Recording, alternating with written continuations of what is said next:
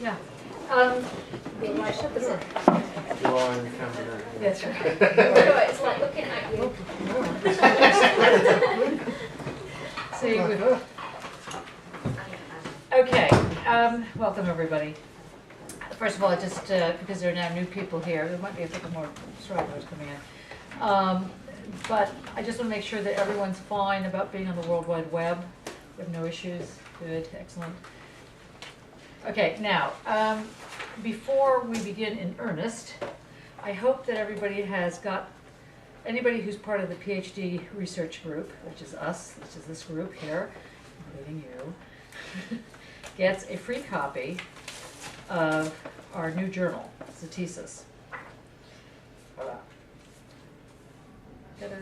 And so first of all, I would like to thank Mattia and Grace Williams, who worked tirelessly on this, along with Sheena Calvert and Joseph B.C. Marshall, who were the designers on this.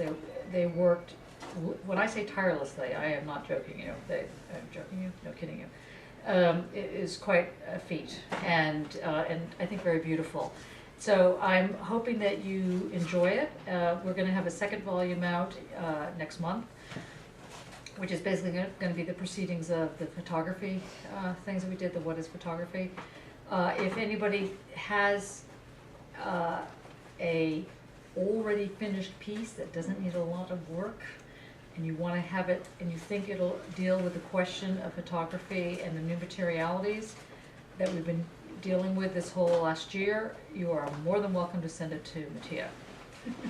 Yes. Or me. Mainly Mattia. But we need that because it's going to be a fairly quick turnaround. We thought we were going to have it much later on. So it's going to be the materialities of the image, basically. Materializing the image. I think we might call it something along those lines. Anyway, so please, if you haven't got a copy of, anybody not yet have a copy in their hot little hand? Okay, press that down.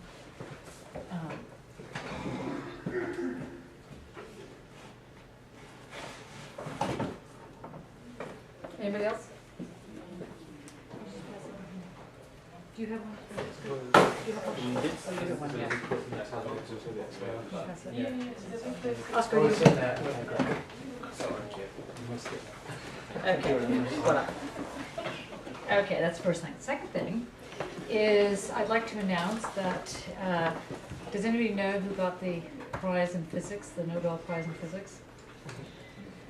Who was it? Higgs. Higgs. And why did he get it? Because he discovered our matter for years. And what is that called? Boson. Well, what's the lay term? Now the God particle, for heaven's sakes. All right, great. Okay, so I just want to mention that. That's all very exciting. Okay, finally, we're just going to go around the room again briefly. Just introduce yourself, because we have Ale Hagen is here, who's quite a brilliant artist, and he mainly works on the undergraduate scenario. But in order to try and stop with the apartheid between the BA and the MA, asked Ole to come in, and he would also be quite a good person to have on your committee if it makes sense for both you and him. So that's why I kind of want you to tell a little bit about your work, and then you tell a little bit about your work, and then we'll go. Actually, we'll stop with you because you already know.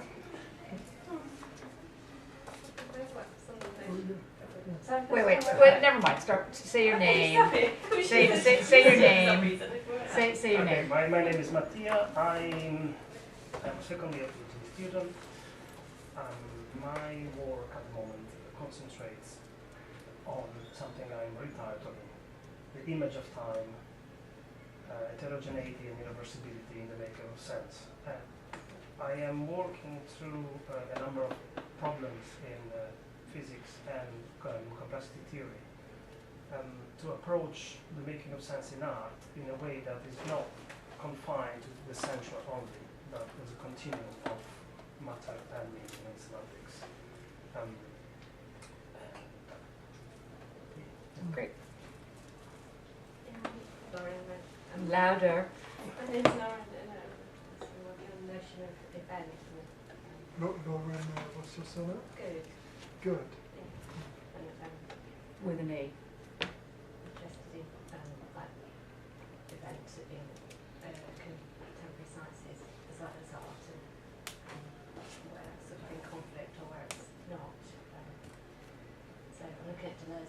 social event, and then in the child the work of dispossession as a key aspect, and then thinking about That's good, and you've also been working on gardens and landscapes and plant methodology. I was thinking of referencing, there's a lot of assassinations going on. This is the child's assassination of experience by painting or something.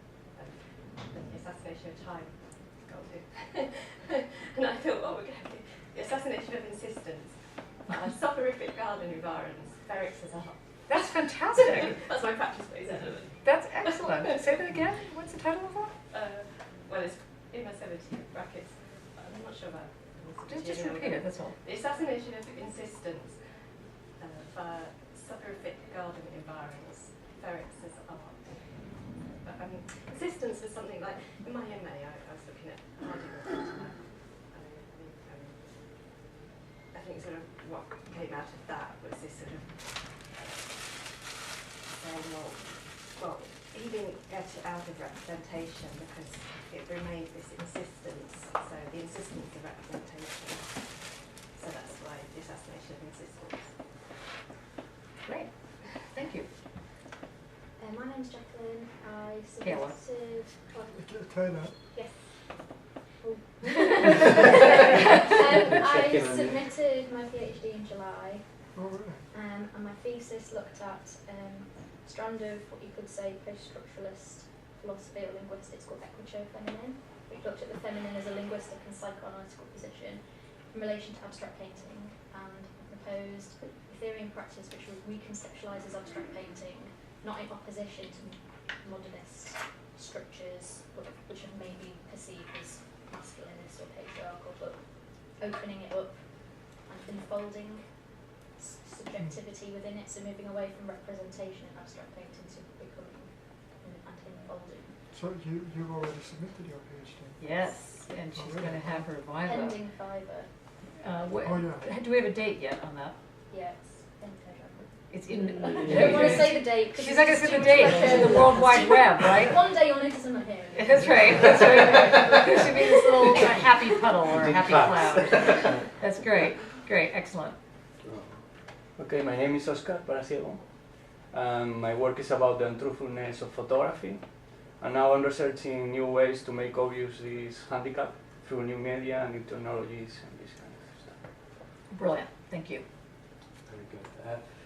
My name's Gregory Dunn. I've just finished the MA in Fine Art. I'm now on a PhD, which is AHRC funded, working with the Landscape Department of BIAD, supervised by Richard Coles.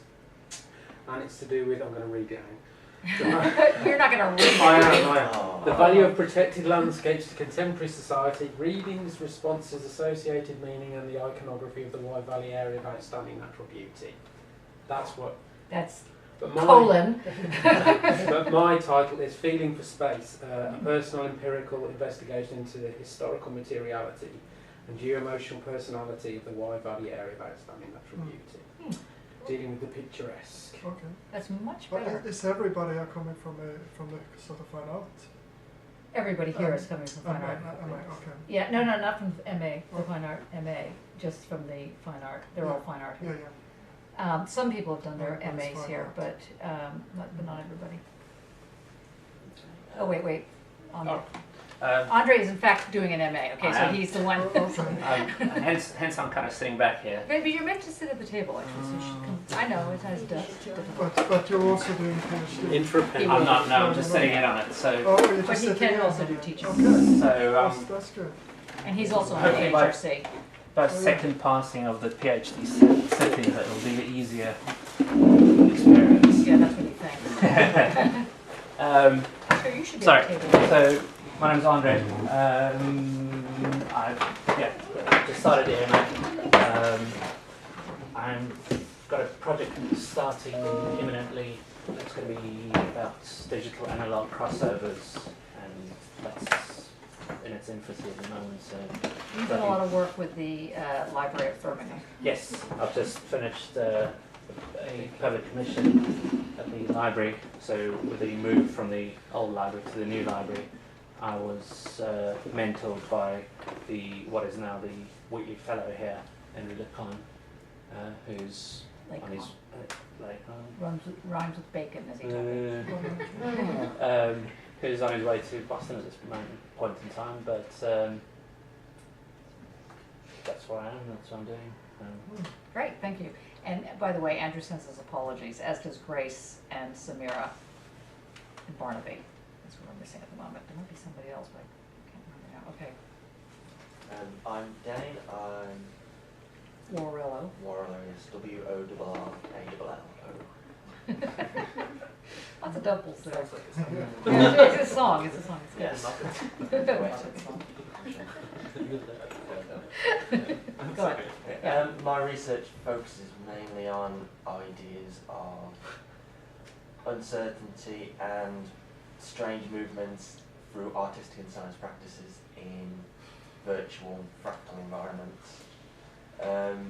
My practice element of that is mainly a focus on ideas of sequencing and unfolding of time in real-time systems, especially how they're incorporated into art, how that sort of changes the landscape and dimensions of how we perceive or experience art, and how, just how that changes in terms of these structures of time that's brought about by these strange new technologies and movements. Great, thank you.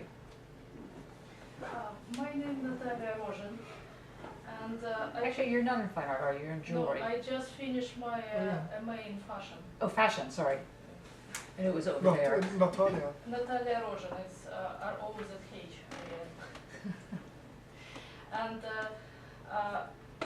my research, I'm just applying to the PhD, and today we'll have an interview. Today's your interview. Ooh. That's me. You're applying to the PhD. Wow. So I'm researching empty space, well, not empty space, Okay, a all right. body. Help her, Empty- people, on her interview. This is. Sorry, try again. Classical with me, absolutely. Try it again. I am researching unseen body in contemporary fashion. Okay. And Unseen bodies. Ideas on the unseen is Oh, yeah, come, unseen bodies. yes, and then ideas on the unseen come from experience with practical experience with Japanese flower arrangement, where they use spaces, and one of the mediums they have is empty space. So how they use it, and how we can not translate but prism, through this prism, look into the fashion, and how we perceive their empty space as empty body, as or unseen body as empty space. Now, I'm going to make a very gentle but important suggestion for your interview.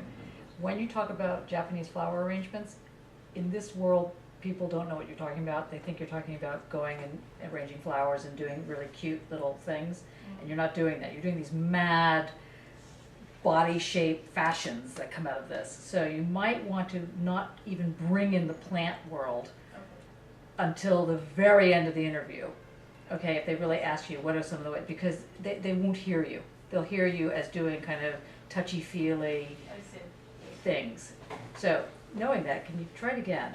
Talk about one of your mad fashion things that you did. Okay. They won't realize how brilliant you are. That's what I'm trying to say. And you're I absolutely agree with you. okay, we're going to work on this. But it's just absolutely classical with me. I can talk somewhere, but when it's interview, I just fall apart. Yes. Try again. So, my topic for research is unseen body in contemporary fashion. Maybe Okay. I should stop. Less is more, eh? Okay, and can you just describe one of the, let's say, jackets you made for the Japanese models that when you were living in Japan? Just explain what it looks like. Well, the angle which I deal with, the fashion design which I made, it was difficult to describe. The ideas of unseen, or let's say poetical unseen. So the body as poetical unseen. Mm-hmm. So it was more sculpture with the body and textile. Good. See, already 1,000 times more interesting. Good. Keep going. And I leave some clues where the hands, where the part of the body, where they were seen. But there are also a structure of the clothes which was hiding, or not just hiding the body, it was just representing the body. So all this structure or the idea, or this particular composition was about the idea of what it could be for the viewer when you watch into the sculpture. We would all take her in as a PhD, right? That's brilliant. That's brilliant. Record this. That's right. Record it, listen to it, repeat it several times, you know, and they ask you a question, just bring that in as the answer, no matter what the question is. Okay, well done. Okay. Hi, I'm Mark Walker, postdoc, disinterested party, and I'm looking forward to some proprioceptive performance. I'm going to leave my coin there. Okay. Elsa has done a PhD on Adorno. Okay. Good, thank you. Stuart Mugridge. I'm on the second year of the MA part-time fine art. Folding, some of the things I'm interested in. It's true. Folding. Laundry. Wandering? Yeah. Laundry. Oh, laundry. Folding laundry. Ironing. Folding to create coincidences. So just got quite interested in the slightness, which sort of came out of my research topic of vulnerability. So slightness and quietness. It's a bit raw there. Yeah, that's great. Thank you. Hey, good afternoon. An interloper from Newman, where I set up drama. With maths before, what was your first name again? Kate. Oh, yeah, Kate it is, yeah, with maths. Yeah. My PhD's on Lacan and Edward, but I'm becoming interested in Heidegger, in particular perdurance, the notion of perdurance, and I'm currently trying to rewrite our drama curriculum so that I can use perdurance as a way of teaching the history of the canon through a philosophical sort of lens. And that's also a proposal for a paper at the conference with the Association of Theatre in Higher Education. Wow, great. I'm Francesco, I'm a painter, and I did my master's in fine arts last year. And my BA is in philosophy in Italy.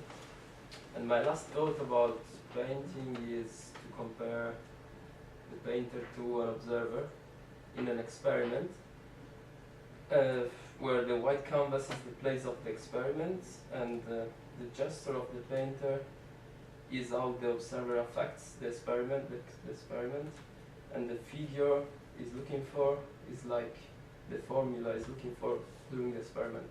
And at the end, what happens in the painting, what the final experiment is a struggle between the interest of the observer and the looking for a formula. So there's Great. Also, you play with a lot of color. Yeah. Yeah.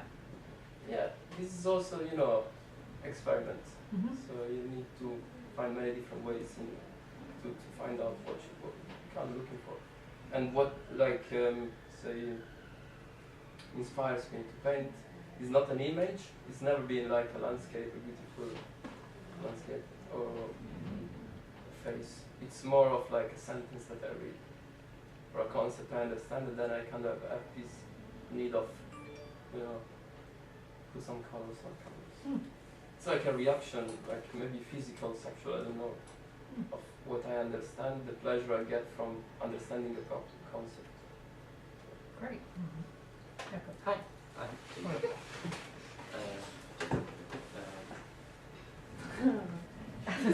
No, I had all this time to prepare. That's silence. I have my interview tomorrow. Hopefully the silence won't be there tomorrow. Hopefully I will have something to say. I'm working on a material, conceptual material, and how they exist with that's my PhD work, research work. I call it palimpsest. I'm using palimpsest as a name for it. Which after the last few days I'm not very sure anymore, but that's good. I'm positive about that. But I use a lot of photography, video, short video work. Lots of it deals with body and text and becoming, embody the text. I think that's a good, embody the text to some extent, And I'm naked.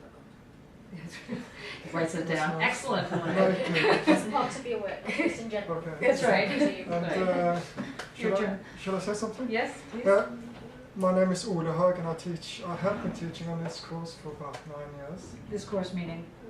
Mostly the BA, touching on the MA, but the reason I dropped by was just that we've been informally talking about maybe doing something on a PhD, like some kind of supervision or something, we don't know yet. So that's why I just dropped by now on short notice to just see who are the PhD students, because I have no idea.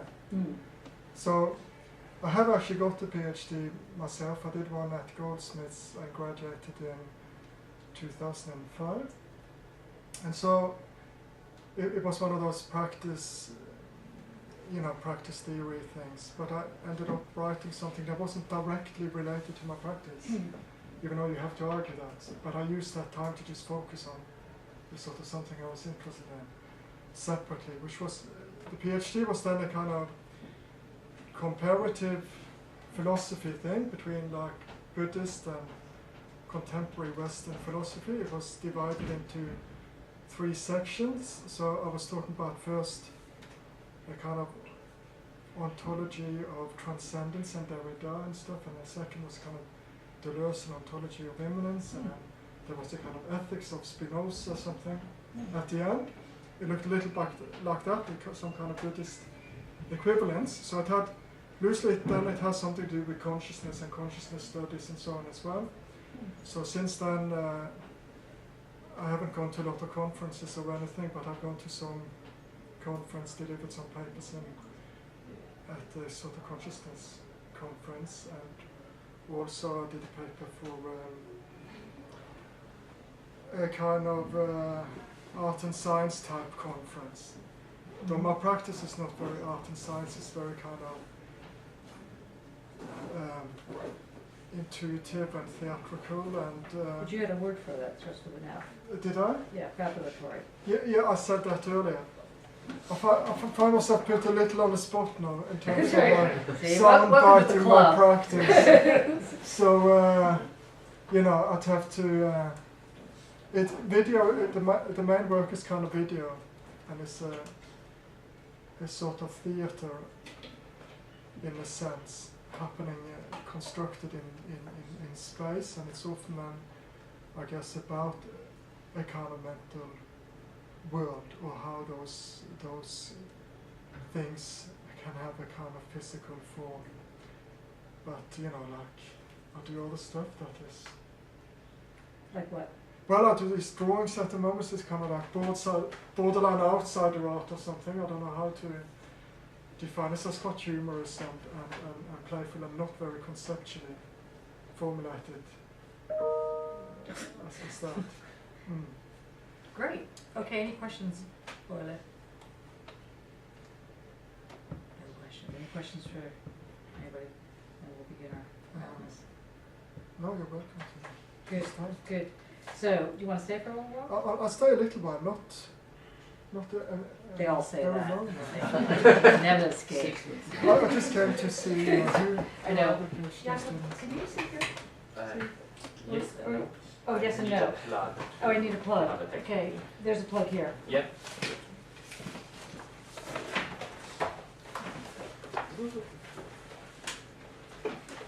hope that'll reach. I just think it's better to be at the table. I'm going. I'm coming. Okay. Just one other announcement before we begin. There's we won some money, which is always shocking. I mean, not a lot of money, but anyway. With this guy named Ed McKeon, who you probably know, or if you don't know, you will know. Ed McKeon ran Encounters last year, which was part of A.E. Harris and what's it called? Stan's Cafe. Okay, so that gives you a sense of where that is. For those of you that know Stan's Cafe, those of you who don't, it's a longer story. That's the short version. Anyway, now what's happened is that Ed is a very interesting character. Hello, Ed. Because Ed put together this bid for the Student Academic Partnership crowd, of which Jakob you're doing one somehow. Yes. You're doing this one with Ed. Yeah. Okay, and you're doing one, but not with Ed, totally different thing. Okay, and so what it is that there's a thing called the Encounters, and Jakob will kind of be like the mentoring tutor, but each group will put on their own kind of mad thing, whatever they want to do. So what I was going to suggest is we need between 5 and 15 volunteers, guinea pigs, close parentheses, to be involved. You don't have to be involved, but if you want to be involved, give me your names. Meanwhile, I'm going to send an email to Ed with all your names on it. You can always, reject it and say, no, I don't want to be involved. But the idea is, what I'd like to do is have a book launch, with On the Verge and the Zatisas and Queer Textualities and a couple other books that have come out on Article Press, either the 23rd of October, the 30th of October, or the 11th of November. It depends on what day various things are happening. Probably will be like the 11th, as far away as possible, so we have time to figure out some crazy things to do. So the launch will be kind of like the environment around which we will play. And the idea is to develop it however you want to develop it, but I just think your work is interesting, and somehow it should be showcased, it should be somehow brought in. So if we have some sort of fake organizing principle, that might be good. If you don't want that as an organizing principle, we can do something in the following semester. But he's also and you'll get like, I don't know, 500 to 1,000 pounds per group, right? Something like that. Yeah, it's around 500 for a group, and the mentor also gets paid. There's few roles. Yeah, 20 pounds. That's right. Something like that. But it sounds interesting, actually. It's quite interesting. He wants to bring all the creative disciplines from BCU together, and bring people together to do something. And yeah, it's not gonna. I think there is the students from performance school, from acting. They putting on showcase on 11th of October, which is Monday, I think. Is it? Okay. Also, I think it's this Monday. I had it somewhere on a piece of paper. I think it's the 16th, actually. Or Which is a 16th, Wednesday. maybe. Yeah, I'm sorry, I'm not. That's right. I have it somewhere. Yeah, I'm we'll sorry, send it but around. they putting what they kind of trying to do. So you can come meet with people, because later there will be discussion after that, and you can actually meet people and kind of get a feel how many people would be interested, who would be interested, what the group is, and then there is, until Christmas, there's few opportunities like that for people to meet. It's very casual, it's not yet established what is actually happening, and then after Christmas it's going to kick in quite to actually make a meeting, create the groups, put the things in order. Yeah, so in the run-up to Christmas, there's a little tiny bit of money to do something if you feel like doing it as a group here, or whatever. I'll put the thing out to the MA students as well. And the other thing is, then he also got a significant amount of money to put on what's called the festival. Maybe it's called just the festival. Anyway, something like that. I'm sorry that I've now already forgotten the name. We had a discussion this morning, which is really sad. Anyway, and it's mainly organized around music. And it is very interesting what he's trying to do, which is in March for 1 week and in June for 1 week. He's bringing in musicians from New York, so obviously I think this is a fabulous idea. And he's bringing in a lot of people that are dealing in punk and fluxus, and not just from New York, obviously from Birmingham, from around here, and anybody that might be interested in either having a band play or be involved somehow. there is marginal amounts, but slightly larger amounts of money involved that we can actually work with this.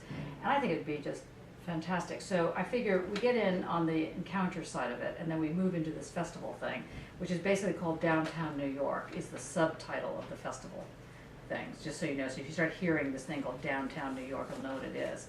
I thought he was saying, because I can't understand the accents here, which is very quite sad, I thought he was saying Downton, like Downton Abbey.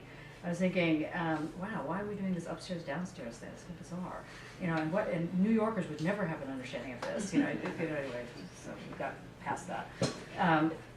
So that's what's going on, and you're welcome to be involved. And I will, like I said, I will send your names along with his name to you all. So if you're really interested, via the encounters, speak with Jacob. Or you want to be called Jacob or Jacob?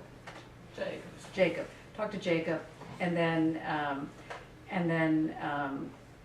Also Ed. So that's more or less the story there. And that includes the interlopers, obviously. So, okay, good. Any questions on that? Did you have a question, Andre? No, sorry. Okay, just a question. Okay, let's begin. Last week, we got in a bit of a interesting discussion around that painting and whether or not it was bad taste, good taste, or whatever, to such an extent that I asked everybody to read or to brush up on Kant's critique of judgment, and particularly his questions on taste. Now, before we get into that, I wanted to just lay the groundwork again of kind of what we're dealing with in terms of how meaning is established in one set of logics, just so you can remember. And that is to say that when we were looking at the Cartesian move around doubt, around which Braver speaks about in his opening remarks, and where he's combining Wittgenstein and Heidegger, which are two very different schools, he's making an argument about how there has to be some way of having a marker or a break or something that allows for meaning to take place, for sense to be established. Without going into the whole discussion of dialectics, we haven't done that properly yet in this course, and Hegel and so on, what we did begin to do was sort of get a sense of where possibly Heidegger's notion of event was beginning to unfold, and where Wittgenstein's notion of how grammar and philosophy was beginning to unfold. And then we got stuck on the question of how one understood that work. Now, Mattia, you were quite animated, so I do want you to, if you could restate why you thought that what was good taste, and then we'll get into the Kantian position. Why that worked? What was? Why that worked? I mean, because. Okay, because you don't like it. No, because there is if we. I find that the Kant Demarche versus the Kant what? The move that Kant uses to approach what he calls beautiful, yeah, is extremely valid still now. Yeah. However, if we call it beautiful, it's a very delicate term, but it's tricky, but it tricks us into thinking that we're looking at something else. If we call this beautiful instead coherence or logic, or it works, like it is the painting, then it makes much more sense. Right. Okay. That to me is a fundamental clarification. So beautiful, not picturesque in in the normal sense of the landscape painting, but beautiful in this, you know, because we know that with Turner and Constable and the groups that were like talking about the picturesque, they were really focusing on how landscape becomes enframed, as it were, right? Beautiful not as a canon. And not as a canon, exactly. But as a way of whatever we are looking at to be together, to stay together, therefore to function. To work. Okay. And to me, in this piece of work, there are a number of things that resonate among each other, and not only keep me looking at it, but start referencing other elements that are not in the painting, and therefore make me think, and it generates a sensation as well. Obviously the colors, the clashing colors are very important. Cartoonish, almost like a child drawing, but not a child that is completely free, a child that has already been indoctrinated in school and TV. Yeah. There is some reference to that. The fact that the it is life size, Yeah. and it's vertical. It's almost like a scenography. The fact that the flowers are photographs cutouts. The drawings look as some video games at times. So there are a number of things that refer to childish or imposed childish imagery, and online environments of sorts, or the visual side of online environments, which made it interesting because it's a painting, so it's a traditional form that deals with something that is instead of highly contemporary, brings in photography to alter even more the sense of what is real and what is not. And what is painting? And what is painting, as well. So there are all these things together keep referring to each other and create a tension that needs to me how the painting works, the quality of the work. Okay, so can anyone, including Mattia, link that to what Kant is saying in his very early remarks on the aesthetics of taste? Like, you know, how is it that what you said makes sense, this whole notion of tension, this whole way in which something folds together? How is it that the Kantian move that's going on here? Let me just preface this by saying that in traditional forms of philosophy, there's always four types of, let's say, modes. There's ontology, there's beauty, there's ethics, and there's method. And those are usually the four sort of tombstones of philosophy, or the four canons, as it were, around which most contemporary philosophy from Kant onwards is disrupting. So that's why if you hear anybody talking about this thing called either methodology, epistemology, or methodology, ontology, beauty, and ethics, if you hear any of those four terms, it's often recalling very traditional forms of philosophy around which the modern and contemporary canons are disrupting. And Kant is one of the leaders in disrupting that. That's why his whole notions of the radical autonomy of the will and this and that is brought in. Okay, so having said that, he is still talking about beauty. And you say that he creates this notion of the tension. So in his critique of judgment, what does he actually say? Because he's not saying your opinion, my opinion, whatever. No, it's like he's not saying that. So what is he saying? Brushing off the dust of it. That's all I do.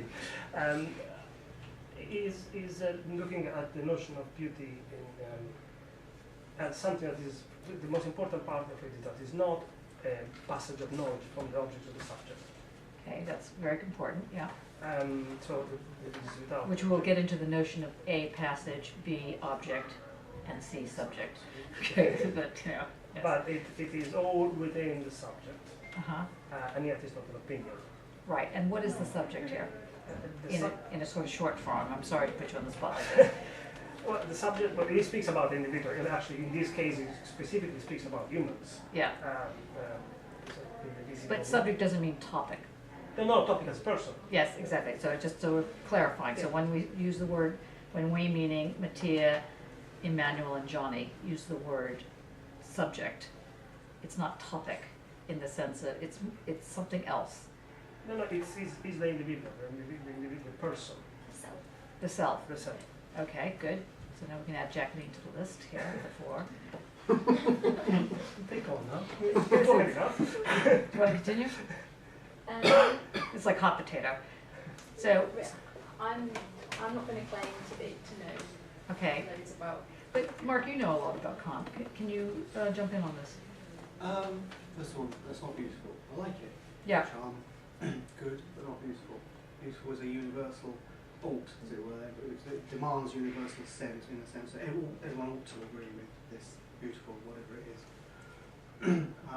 Different from, say, the sublime, which is also a universal sense, but it is towards a going beyond our own rational cognitive abilities. Right, so that's the big difference between the beautiful, which is a little bit more rational, as it were. Yeah. And beautiful in Kant is a quickening of the understanding, and the other thing is understanding. The intuition of it. What's understanding? What is it?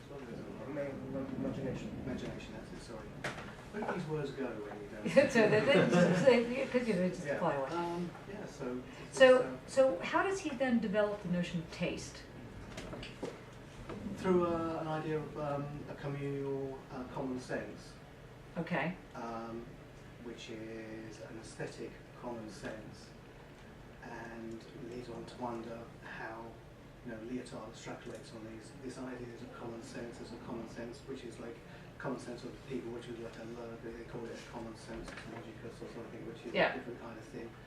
And this is the kind of thing that's interesting. This is why I brought Lyotard today. He's got an essay on the common sense. I was wondering how this maybe relates back to when we were doing the Heidegger, the ready in hand and the present in hand.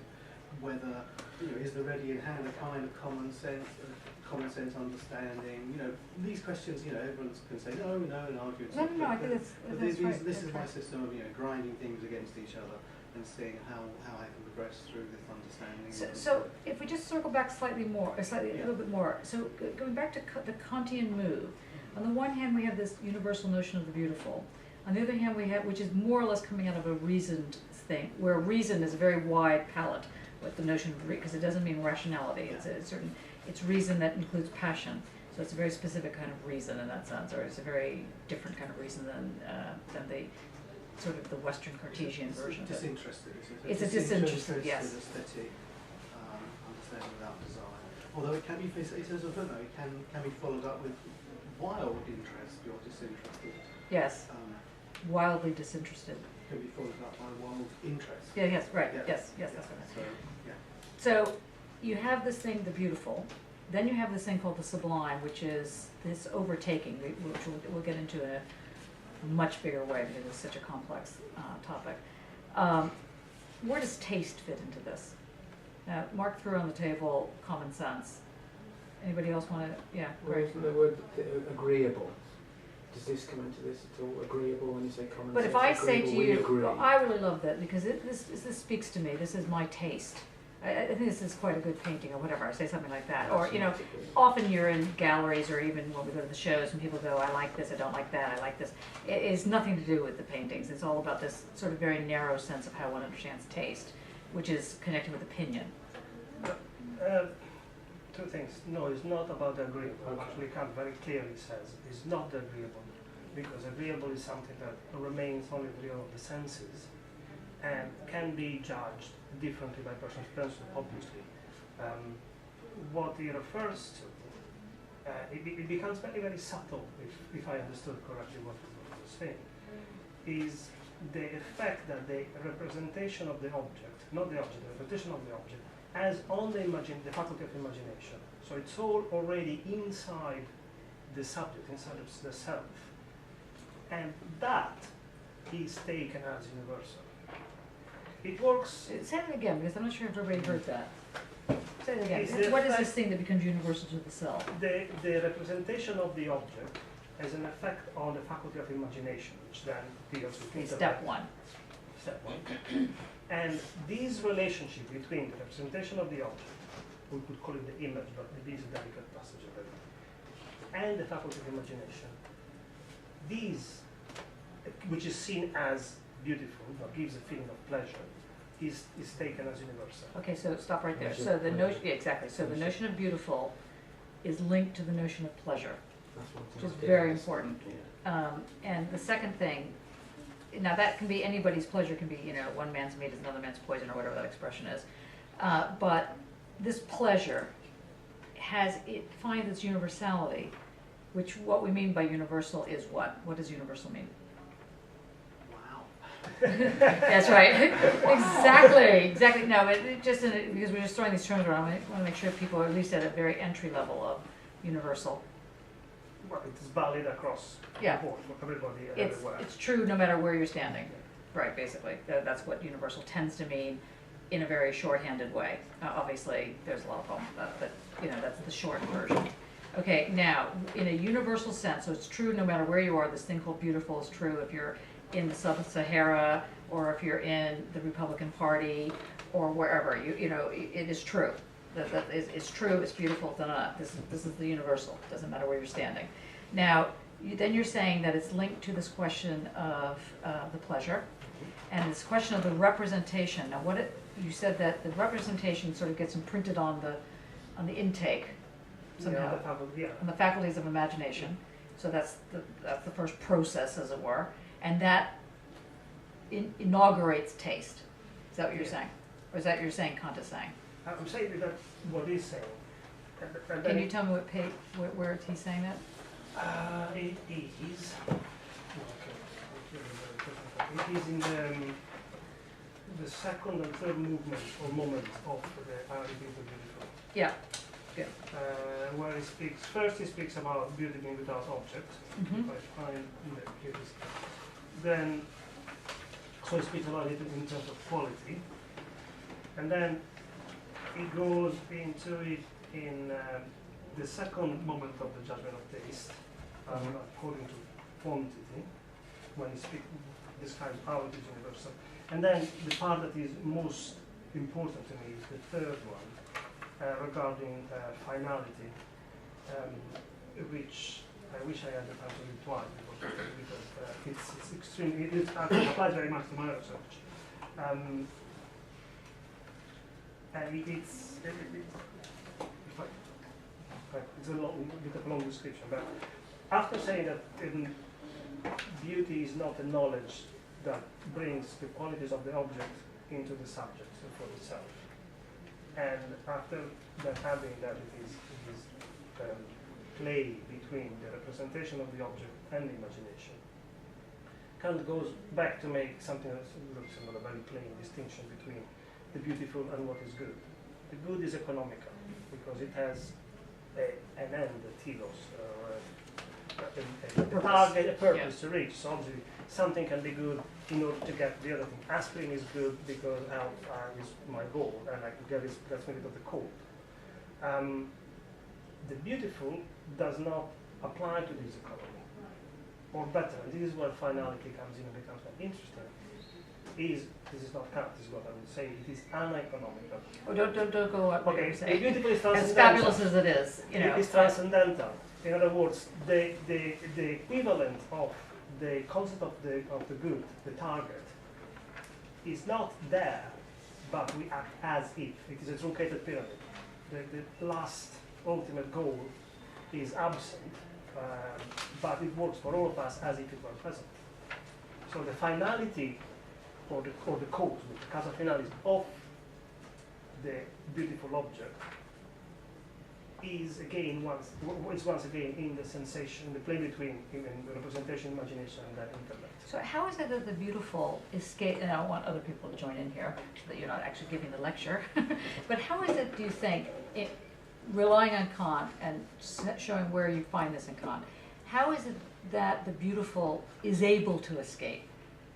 Like, why is it just a definitional thing that he says, look, you know, there's something that has to escape, we're going to call that escaping object beautiful. Escaping an economy.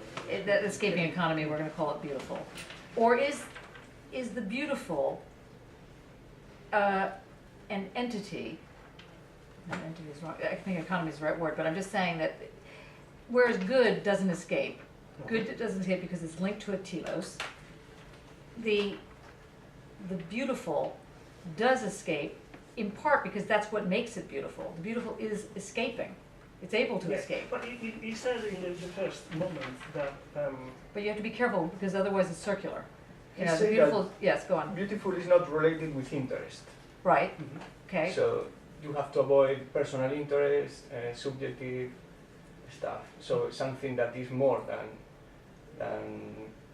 has not interest. And then says like subjective universality, that I think is a key point.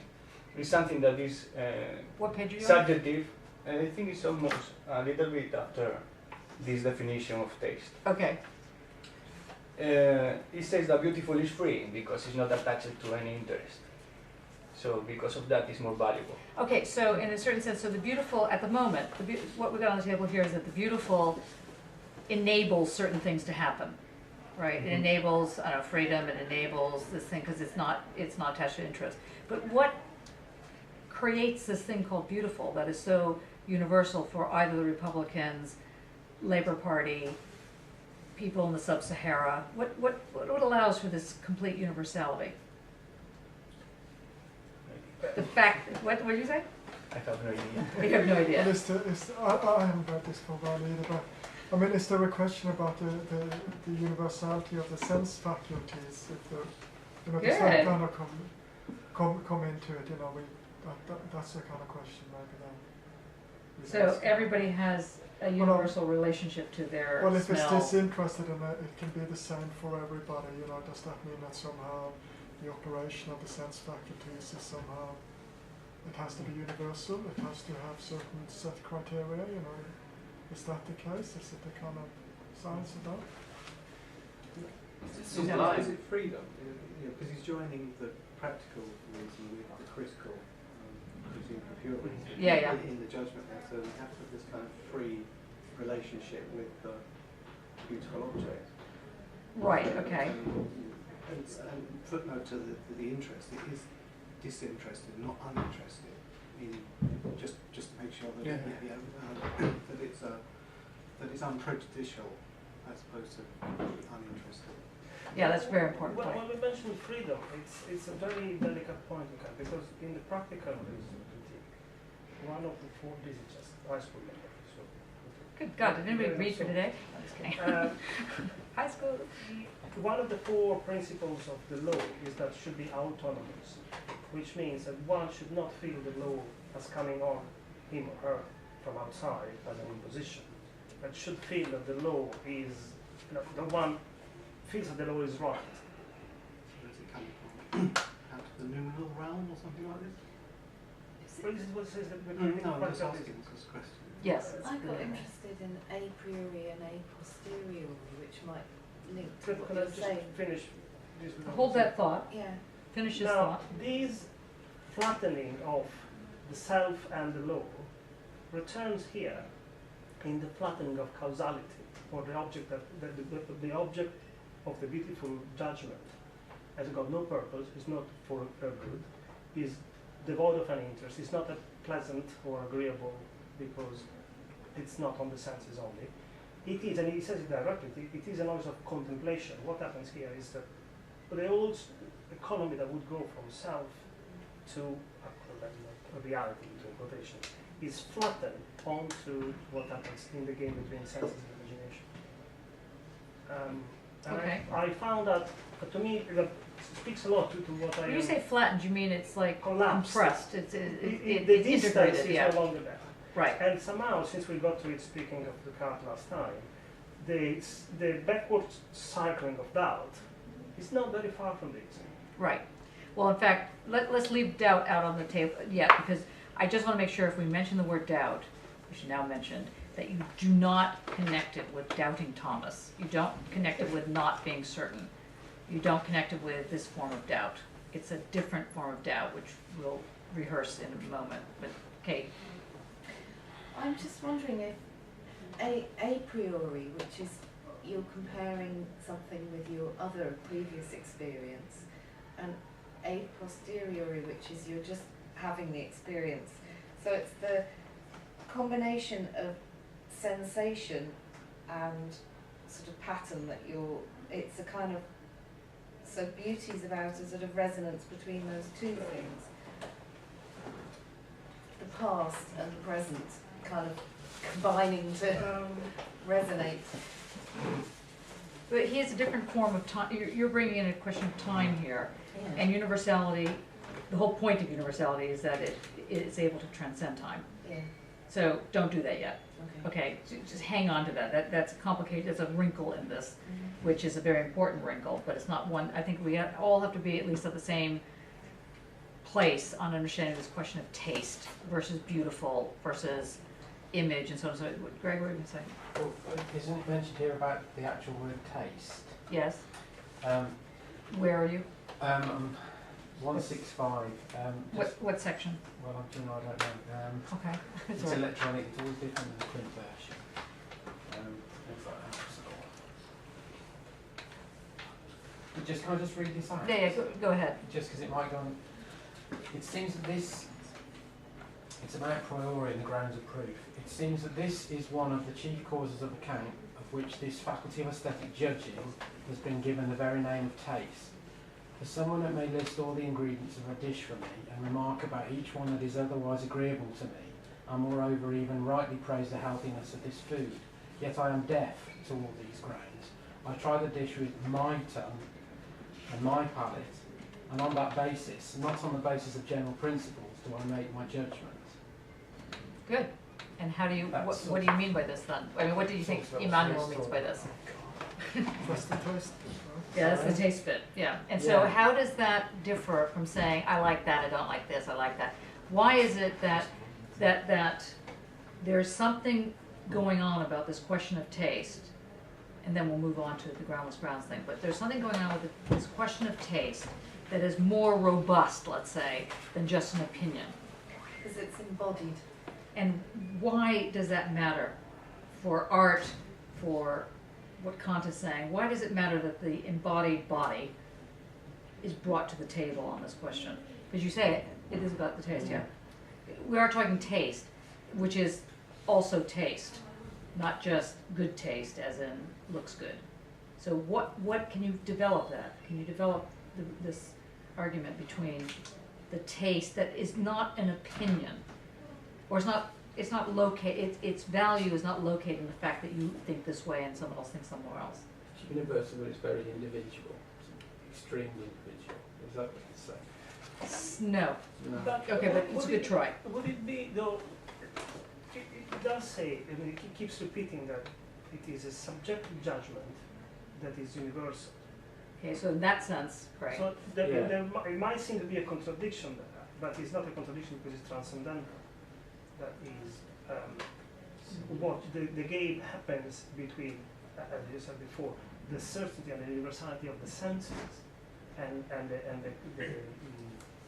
parameters of imagination and then the organization of intellect. That's universal. So if those things work properly, if the process works properly, the feeling of pleasure arises and the judgment becomes universal. But there's a kind of question in that always about objectivity, as in, you know, if Schoenberg or somebody has like a 12-tone system and it's mathematical, there's a structure, and he thinks that's going to work the same way on any audience because it has that structure. It must work the same way. You know, I mean, I'm just, there is a question in general about, you know, does kind of thing, the way a thing operates, always work the same way on anybody's... But see, I don't think that Kant is actually saying that it'll operate that way on a, let's say, the audience that's listening, let's say in this case. But rather, it's more like, I sort of equate it to, I don't have the, I'll find the section in a minute, but I equate it to when Marx is saying you can't have a diagram of what democracy or, you know, post-capitalism is going to look like. It's going to look like whatever it's going to look like in the revolution. But here are the processes around which one must do in order to get this not detailed point-for-point analysis of what falls into being considered correct. So there, on the one hand, there are laws, and on the other hand, there are rules. And the laws are those which, or let's say, everything can be changed, but laws are harder to change than rules. Rules are, let's say, like the morals, and laws are like the ethics in this Kant. And so Rousseau will make the argument that it's one of the 4 points of the relation of law, which is the second point, is what makes a law universal is that everyone is at the same distance to the law. Not that, and therefore it's applied equally because you stand at the same distance, not that you have an opinion or not of the law. So it's not, you know, if you are in one class you have this law and if another class, is that everybody is equally distant to the law, and that's a fundamental position of democracy, but it can be carried out differently in different environments. That setting up of the relationship between X to the... So how does that apply to So like, beauty then? Because it does not just becomes a taxonomy of where people would be calling something beautiful in different cultures. So because culture is specific, exactly it's right. just more a criteria for when do some particular culture or consensus call something beauty, and that doesn't, it's not universal. Right. But that's the Someone agreeable, that's just the agreeable, that would be the subjective understanding. Yeah. But the beautiful is, and it's interesting that a lot of the examples, or most of the examples in Kant are from nature, Yeah. as against Hegel, who keeps nature out of his aesthetics of art. that it's, again, I go back to, it's that wow factor, it's that being overwhelmed, and then it's kind of, everyone else after the event also recognise the absolute overwhelming character of the beautiful. It is somehow It's static. an open structure that is a tactic rather than a strategy, and is open to implement whatever arrives without having deciding what it will target. This is why the idea of the beautiful is just this as a transcendental regulative idea is not there. So it doesn't describe the idea of the beautiful. That's not, it's impossible. It would be a self-contradiction. But if a number of requirements are met, then it's beautiful. Then it's beautiful. Were you going to say something more? No, it's fine. Well, no. I was reading this. What is this? For the people in the World Wide Web, not to mention us around the table. Incomprehensible. Lessons on the analytic of the sublime, huh, Leotard? So I was just thinking about, well, he says this is slippage, but he's talking about here. He meaning Leotard. Yeah. Okay. But I think the slippage is referring to how it relates to where he says the judgment of taste does not postulate and Einstimmung. You want to try that? Who knows German? Einstein, it's like agreement. Good. Communication. The chorus. Good. See, we have lots of people speaking in here. So yeah, so that's Well done, Francesco. So You so- jumped in. Excellent. So then, yeah, so it's contrasting that the judgment of taste does not postulate the agreement, the chorus, for everyone. It only imputes this agreement to everyone. So the difference between postulating and imputing, and he says there's this slippage, which is then taken to be that the slippage is that it's then taken everybody must agree that the beautiful was everybody agrees if it's beautiful.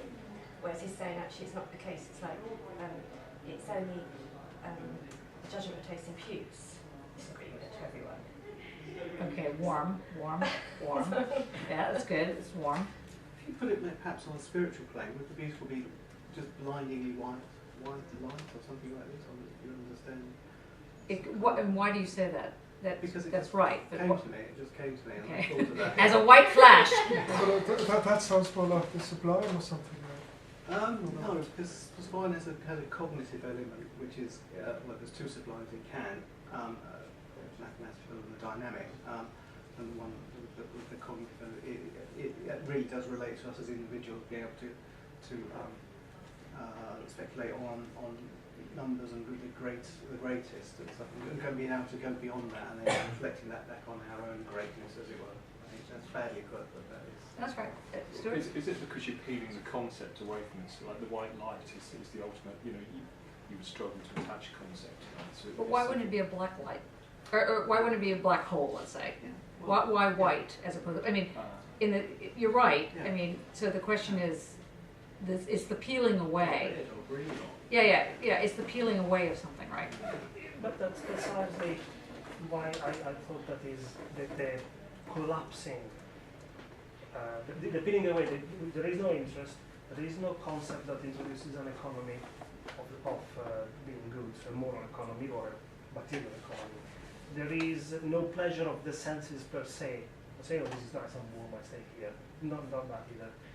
So there is the pure sensation. And that's what you're talking about with this white light, the pure Yeah, sensation. yeah. And so the pure sensation is what becomes the beautiful. When one enjoys the pure sensation, is the beautiful, is the judgment of taste. And that pure sensation that one can enjoy is universal. Yes. Is it only visual? Oh, hello. Is There's a little voice in there. beauty only visual? Visual sensation. No, Kant is referring to something more traditional that we are discussing in some instances. Yes, it is referring to beauty only visual. But then not only because, as Gregory mentioned, there are issues when he mentions taste, as in tongue, food, or music. So Okay, so let's say, what we got on the table right now, let's say that the beautiful, shorthand form, is that which is, let's say, engendered into, or embodied into each person individually, but it's this peeling away of whatever is holding it together so that you get the pure impact of it. And if you get this pure impact and you get pleasure out of it, this is beautiful. And that is a universal remark. Are we all going to agree that more or less this is what Kant is saying? Should we think, for example, then, if what is pleasure for a Yeah, don't go there. Argentine man or Yeah, something no, like Argentine that, before man. culture? You just decided to bring in the Argentine man. Where are you from? In Spain. Yes. Okay. Okay. Hold on to the question of pleasure, and all the way we can now go way into like various different aspects of that question. Just so on the table here, we've got one little marker here. I'm not saying this is completely correct, but just so we can move on, because I don't want to spend the entire seminar on this one point. So let's say that beauty for Kant is this pure sensation that generates pleasure in each person and will always generate pleasure in each person. And that's what makes it beautiful. And if it doesn't always generate the thing of pleasure, then it ain't beautiful. Now, that moves us to this question of taste, because some people who ought to be moved by the beautiful and are not have crap taste, is what he might be saying. He's not saying that all taste is good. Doesn't, you know, he's not a liberal in this sense. He's not saying, well, what's good for you, I might not like it, but if you like it, you know, whatever. He's not going there. He's saying that taste, there's a comment to be made about taste. And taste is kind of like the hinge version of how one is negotiating beauty. So something can have, you can like or dislike that painting, but the question is, does it generate this stripping away of environments, of the encapsulation of whatever it is that you might consider painting, to such a degree that a pleasure gets generated? And I think that there's a controversy here. People will say, no, that's horrible, or other people will say, yes, it's great. So, in fact, it goes back to what Ole was saying about how something can be very culturally specific as a result, which is not surprising coming from Kant, because he was a little bit culturally specific in many ways. But, so he's creating this, on the one hand, this plateau. I want you to try and get a handle on this, because Lyotard, Derrida, Deleuze, all of them, are Adorno, are bringing in Kant, and you need to be clear about what it is that's being stolen and what it is that's not being stolen by a variety of people before we can actually get into this bloody groundless grounds. Since he's here. Okay. Colonel Sanders. Cleverly disguised as friend. Desire that only wants to desire, that is happy to desire, and everything else is a byproduct. Sitting in the studio working is what we like. The rest is far less important. To me, is the same as enjoying the pure sensation. Yes. And so that could be beautiful. Yeah. Yes. Does everybody agree to that? So when you're making, that's interesting. So when you're making work in your studio, should you be attached to the outcome of, say, is this a good or a bad painting?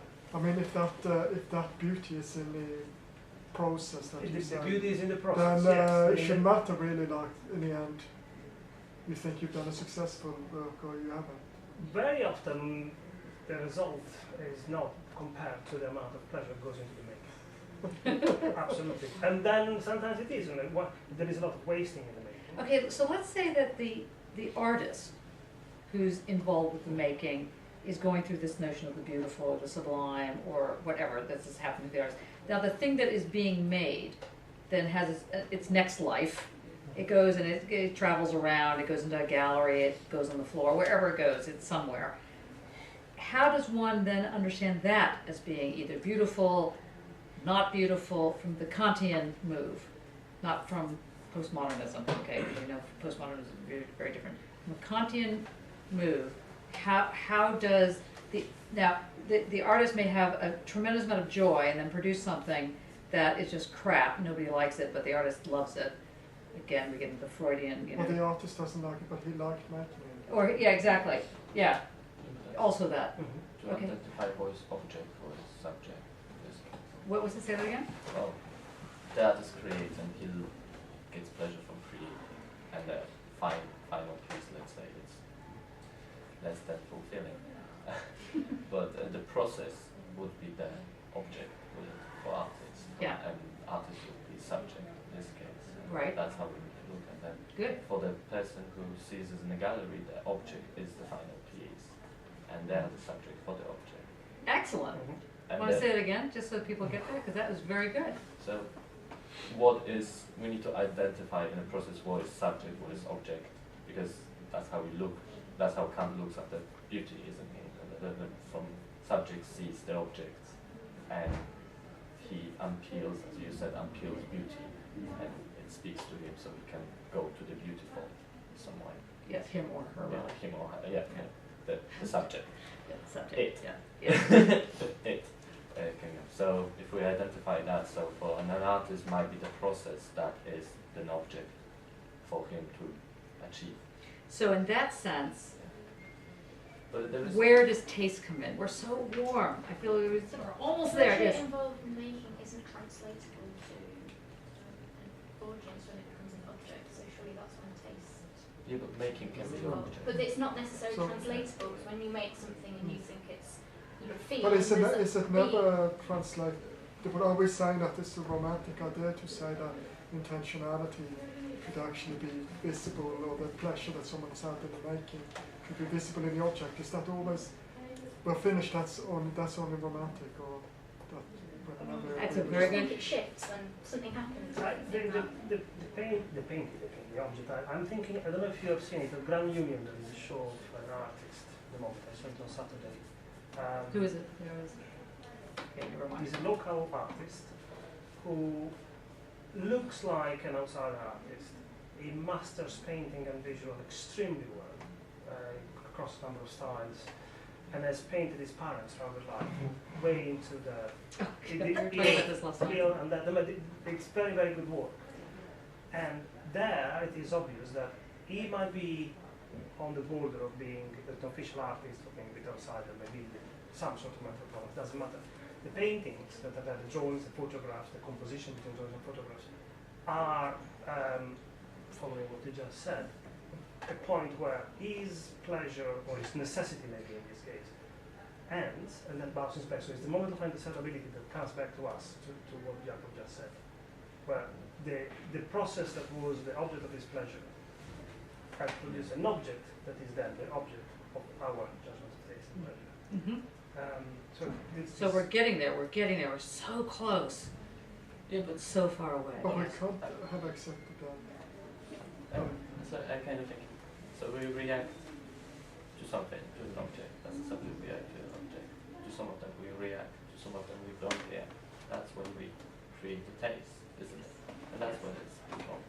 And it's not that the thing is beautiful, the beauty is Out there. out there, let's say. Beauty, well, I don't want to say beauty is universal. No. So beauty is out there, and this allows us entry point to it, would it? So close, but again, not there yet. Anybody who's been silent want to speak? Natalie, you want to speak?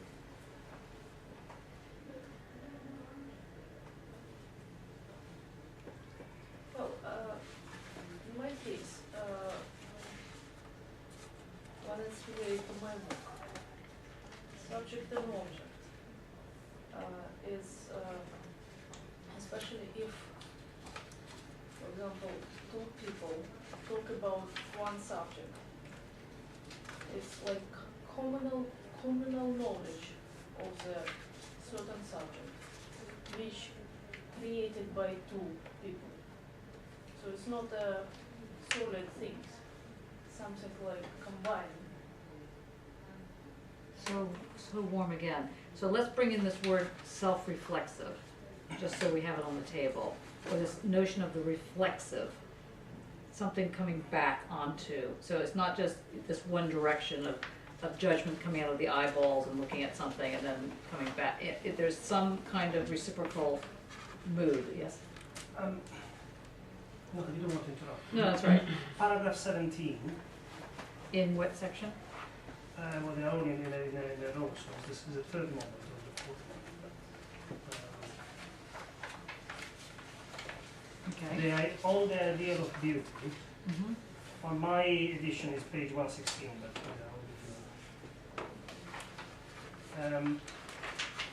the definition of the beautiful inferred from the third moment, which is the one of the thousand finales, Yeah. is beauty is the form of the purposiveness of an object, insofar as it is perceived. It is perceived in it without the representation of an end. Mm-hmm. So the representation, I believe, plays the distancing that happens in the representation game or installation plays a big role, because we've been all discussing now that there is a moment of coincidence where two things suppose different coincide, both in the process of making and then in the moment of contemplation. So there is no longer that distancing in any direction. It is good for something else. It is good because there is a law that controls it. A representation as an image and a reality and flattens. So representation is made up of image and reality. Or idea and judgment. Judgment. There is always a distance. Right, and then somehow it gets collapsed. Mm-hmm. And when that collapse happens, Then there is the pure sensation that Marx described. that Mark, Yeah. M-A-R-K, I think Marx, yeah. Yes. and then, as Jacob said, then there is the object of pleasure is a process, not the final piece. And then again, it is lived again, or better, it's the subject itself experiences in her or his own time again a moment of pleasure in the contemplation of the piece. But they are not, as not we mentioned, they are not interested into anything. There is not a physical pleasure, or it can be physical pleasure, but it's not the pleasure of the senses as physical senses. So the distance that representation requires in the judgment of beauty, of the beautiful, collapsed on one thing, or better, is no longer there.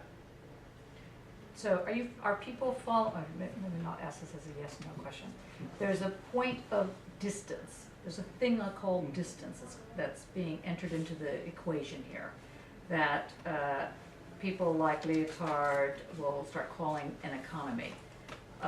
Or for Derrida, it'll be a trace. For Bergson, he'll start playing around with this in terms of the relation between simultaneity and duration. This distance, which is in this moment, is being collapsed.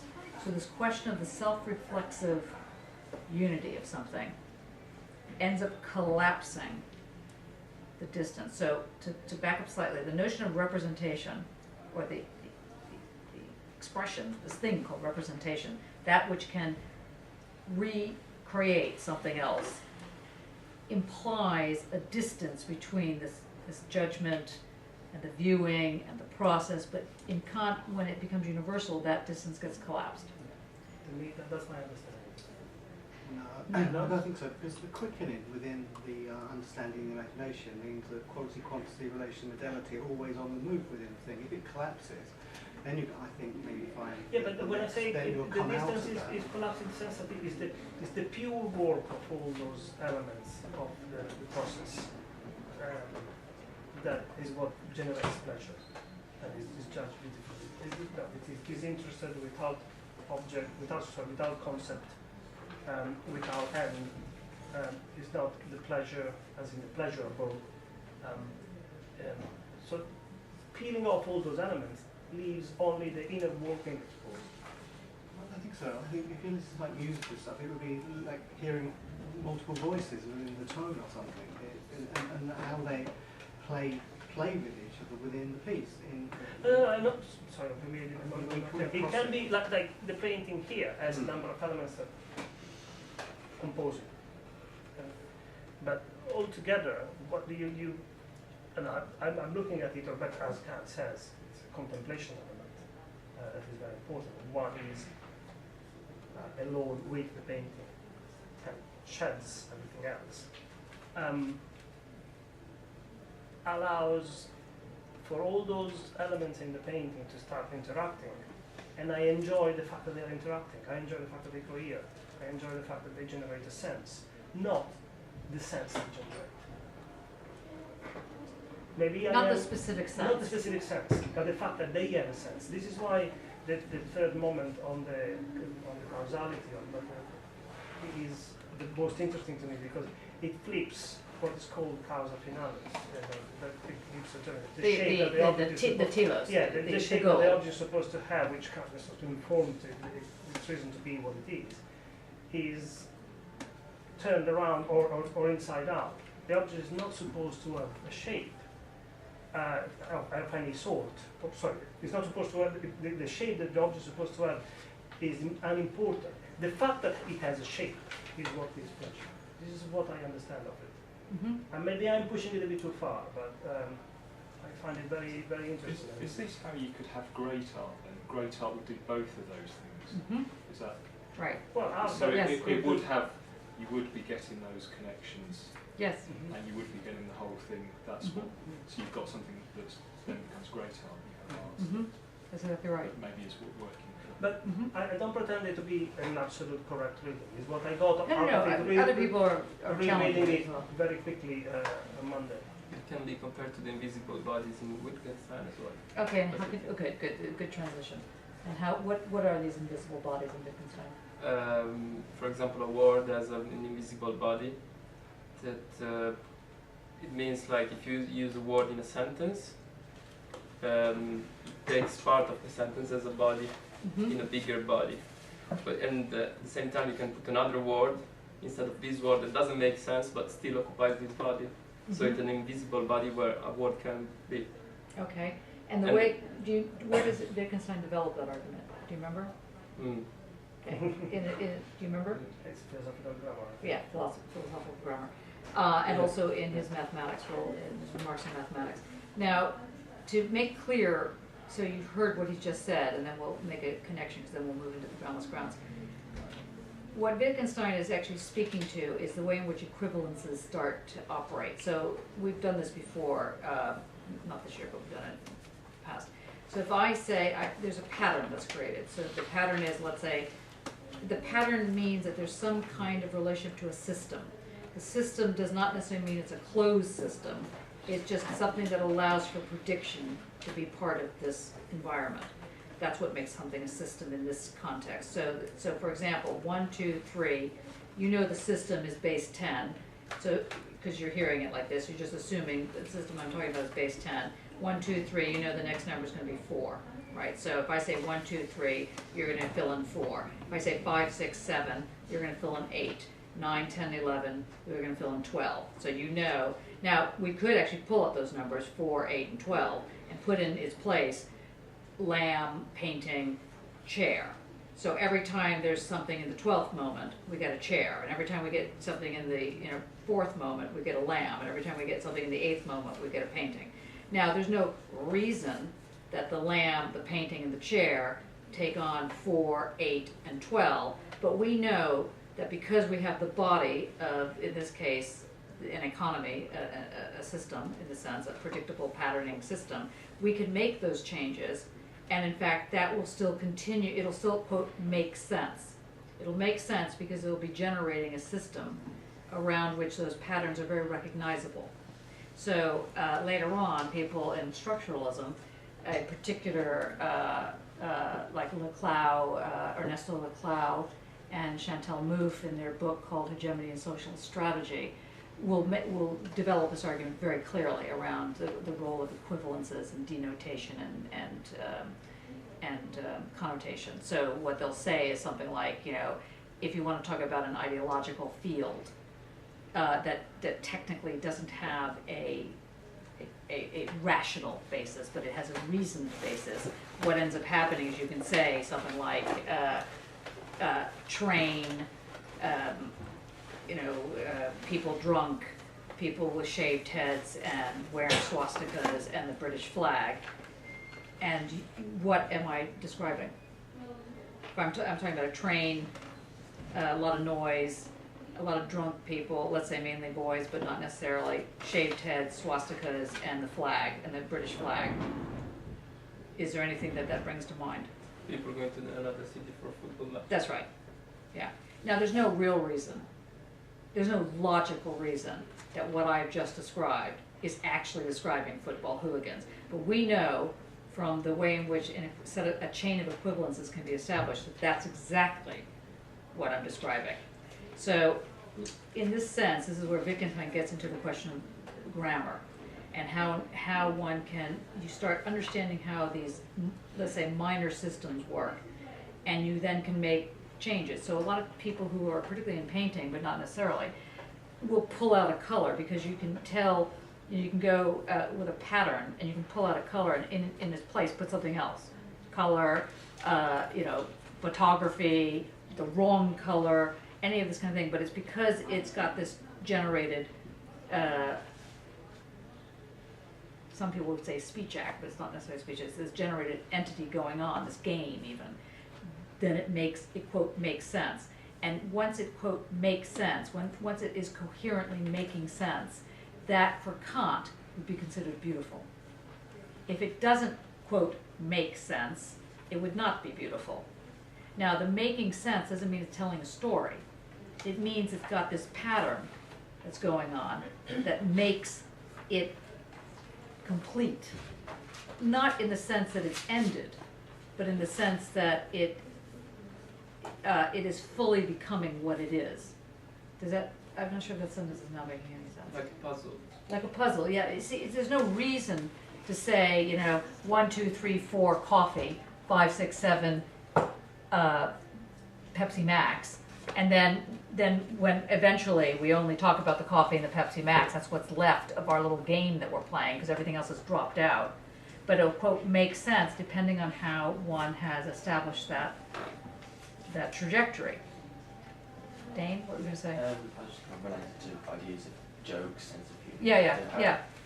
To get to the punchline, you don't just explain the joke because it's not a joke and it's something that moves any sort of you had to be there. Yeah. Right. But yeah, to get to that punchline, you need a certain context of an understanding of how what games are being played between different sort of meanings, how that sort of structured without getting into a representation or explain the joke away. Good. So the way in which that terrain gets established, we could call it a ground, but we won't call it ground yet.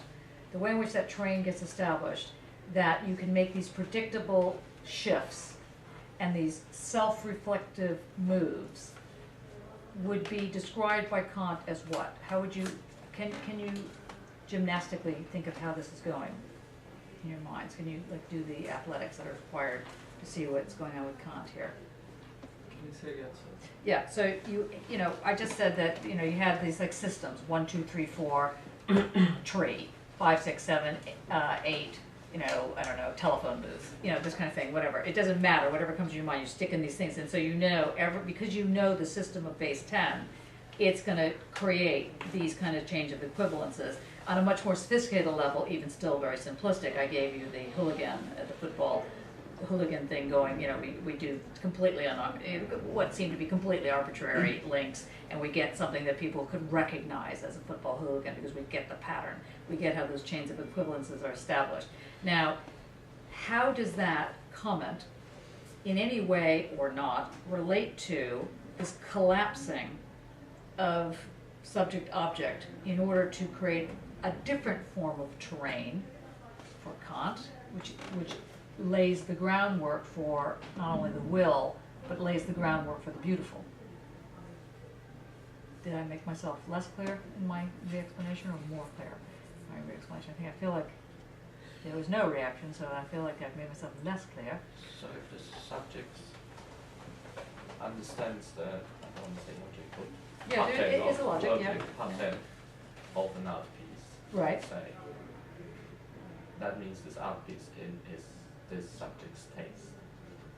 So close, but it's not about understanding. No, That's- but that's- see- It's about judging. Judging, And yeah. why is judgment not about understanding? But because judgment for Kant is somehow more abstract than that. Uses understanding rules and information in order then to get to practice, to act. So judgment somehow sits between the pure reason and the practical reason. The reason that knows and the reason that then decides and links between the two. So as judgment is the one that has to recognize the logic, to decide I will not bother to the hooligans, I will wait for the next one.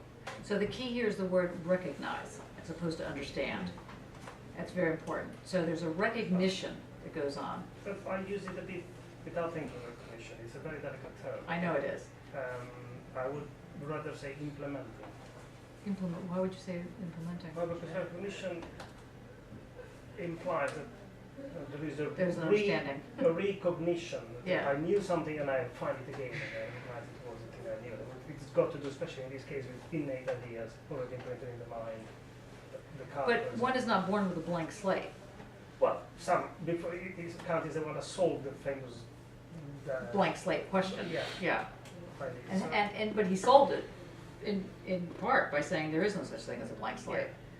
Or you're not coming in. Yeah, surely, sorry, in the critique here, the concepts of reflection rather than the categories, which the concept of reflection require, just do what you just said. They are recognition concepts. Yeah. And they are prior. But this is why I'm unsure there, because there is the determinate judgment and reflexive judgment. The determinate judgment is the one that follows a specific concept. It's clear. I judge according to that. And the reflexive one is the one we are discussing. Yes. But there's another judgment, the prior judgment in the amphibolies, which is there's the categories, the determinate concepts and what you call the concepts of reflection, which look for the concept, others have the concept. Sorry. Then there's before that there's this identity and difference, these kind of things. I can't remember this, but Leotard is all about it in the heuristic and what you said. The initial recognition is exactly how it's described in. Just not remember it anymore. Yeah, that's I just find recognition is a very delicate. It's a very complicated term, but all of these are beauty, taste. You know, they all have their baggage that they bring with them, and you have to be very careful when you're using them to recognize that. So let's just be as clear as mud to try and remember what's on the table now. So first of all, there's this notion of beauty that is universal, and its universality lies in the transcendental move. That's a different way of putting the same thing we've been talking about. Okay, so the transcendental exists outside of time in this case. At the same time, it is time. So, because otherwise the beautiful would never be able to change on some level and deal with what you were talking about in terms of cultural shifts, although it doesn't do it very well, this argument. Okay, second of all, then there's a relationship between this transcendental moment and this thing called taste, which I think Jacob very well summarized in terms of the way in which the process does one thing, the looking at the object does another, and these things begin to collapse or enlarge, and this relationship has to do with taste. Now, we haven't gotten to the sublime because it's a whole other lecture. I'm not going to do it at the moment. But I then asked you to consider how did this patterning, as it were, this relationship of the, let's say, the subjects and the object create some kind of, I don't know, system, economy. And this is when Francesca jumped in and was saying that there's something to be understood about the grammar and the embodiment of the grammar is linked to this taste issue. So it's kind of like everybody's in bed with everybody. These concepts are in bed with each other at the same time as not being in bed with each other. But this moment of taste is what begins to form the groundless ground in Kant. This is where we're slowly but surely. You're going to go. Yeah, good point for me to leave. Okay. Very interesting. Okay. I was very unprepared though. Okay. Thank you for coming.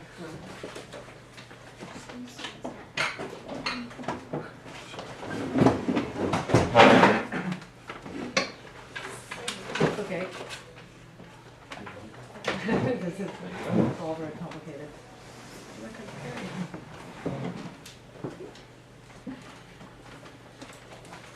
instead of saying recognition of pattern, can you say maybe the being showed pattern? Yes. It's more Yes. maybe Or even just, grammatically correct. it's grammatically and dramatically correct. The showing. Kant had a very specific argument about being public. And he called it, you gotta get your kids. Oh, no, you're an interview. Hey, listen, good luck.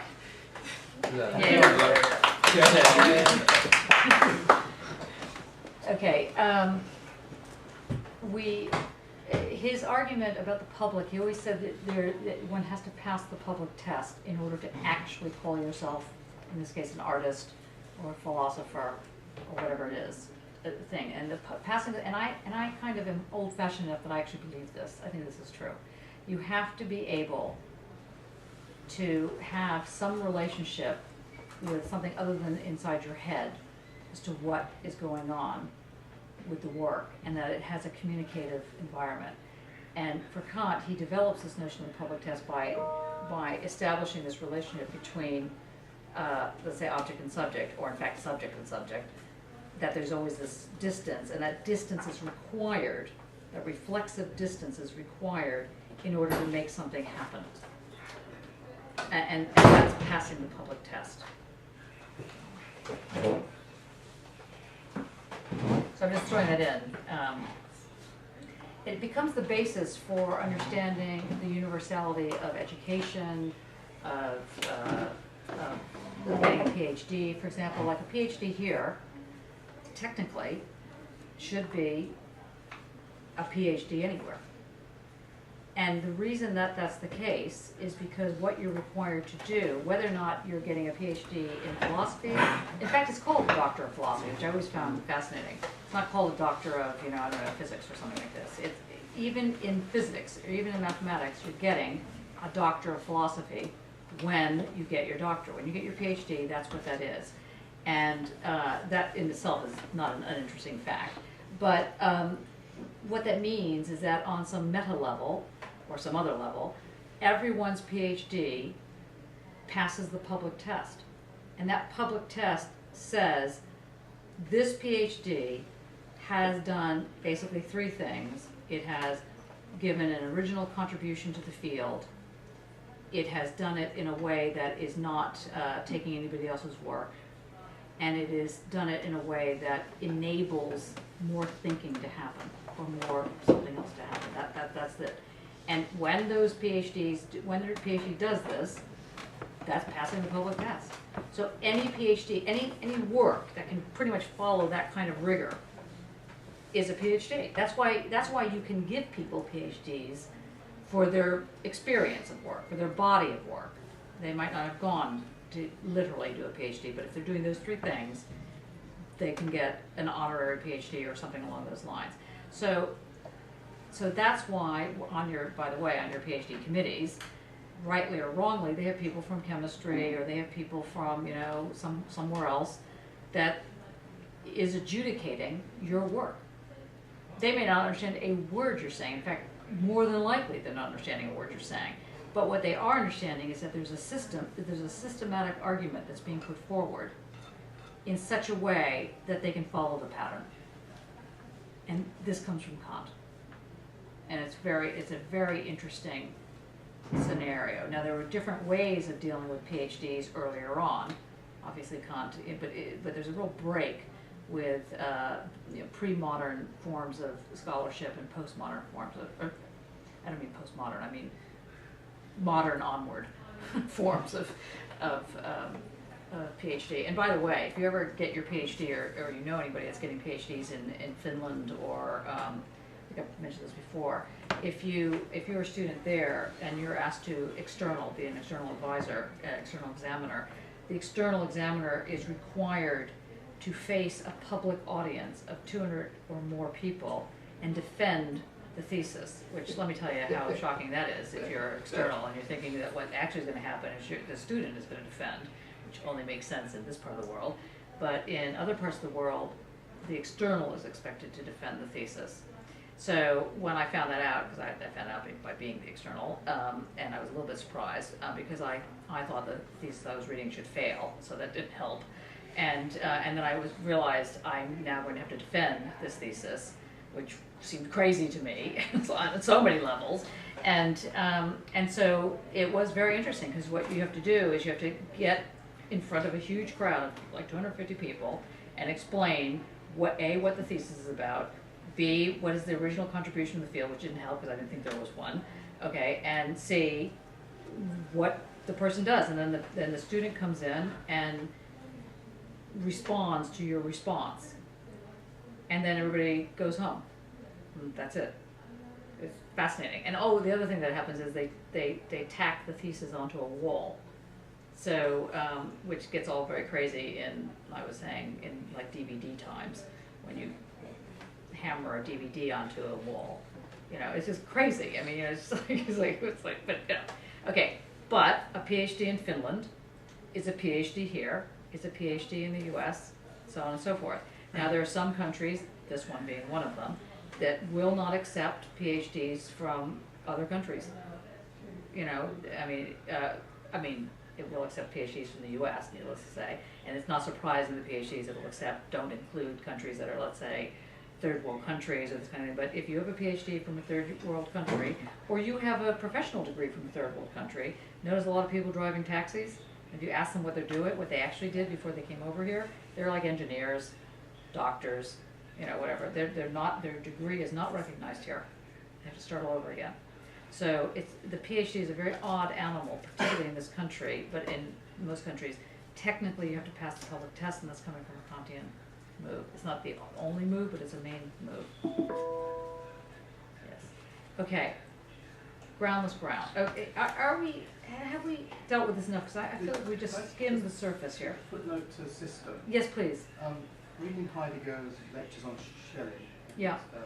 on freedom and things, he tackles this question of system, and answering to an old question of yours, what is system, I think. Yeah. And then coming across this, and he says, the original Greek just means put together, like you did with the football thing, start putting together.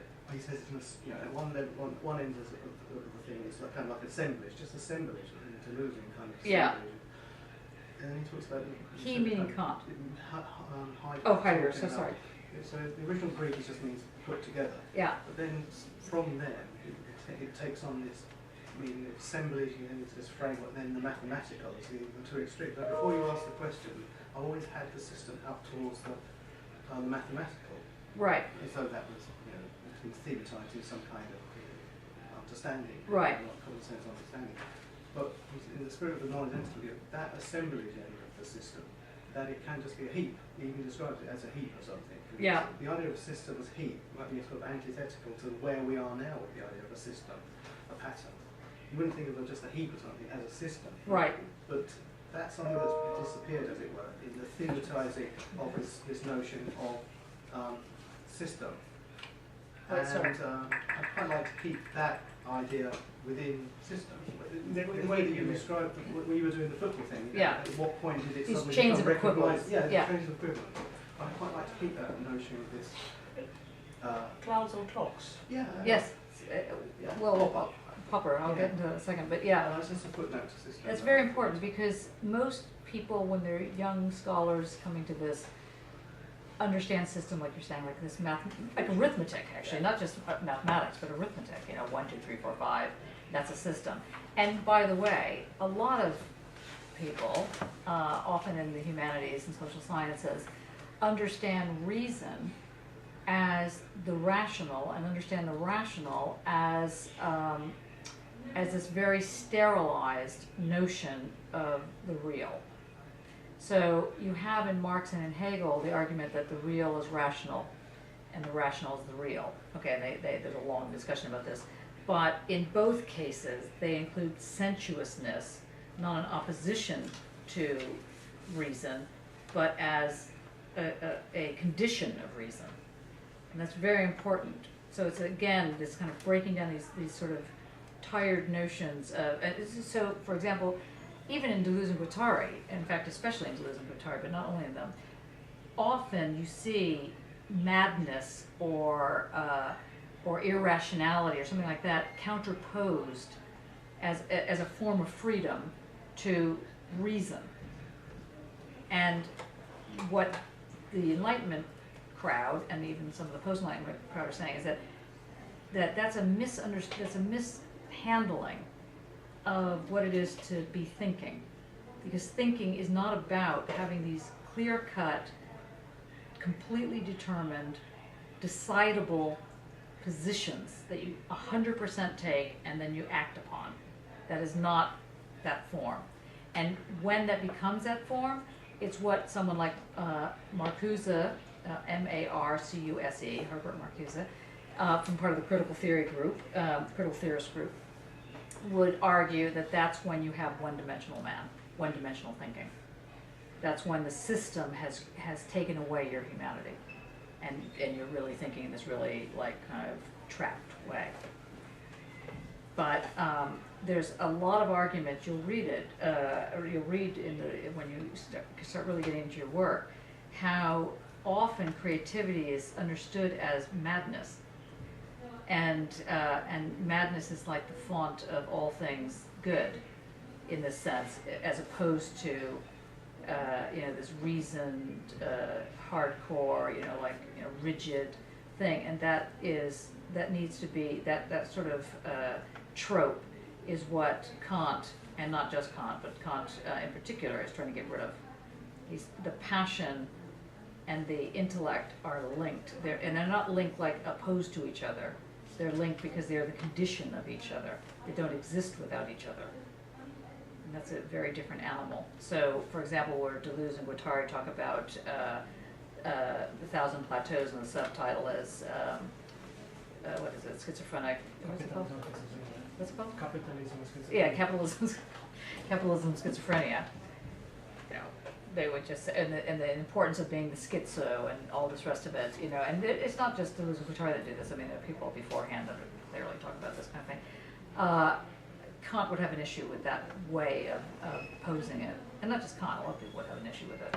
So, can we move on now, or do you want to stay? I mean, it's because this is your seminar, this is our seminar, and I just want to make sure that we will keep circling back to Kant.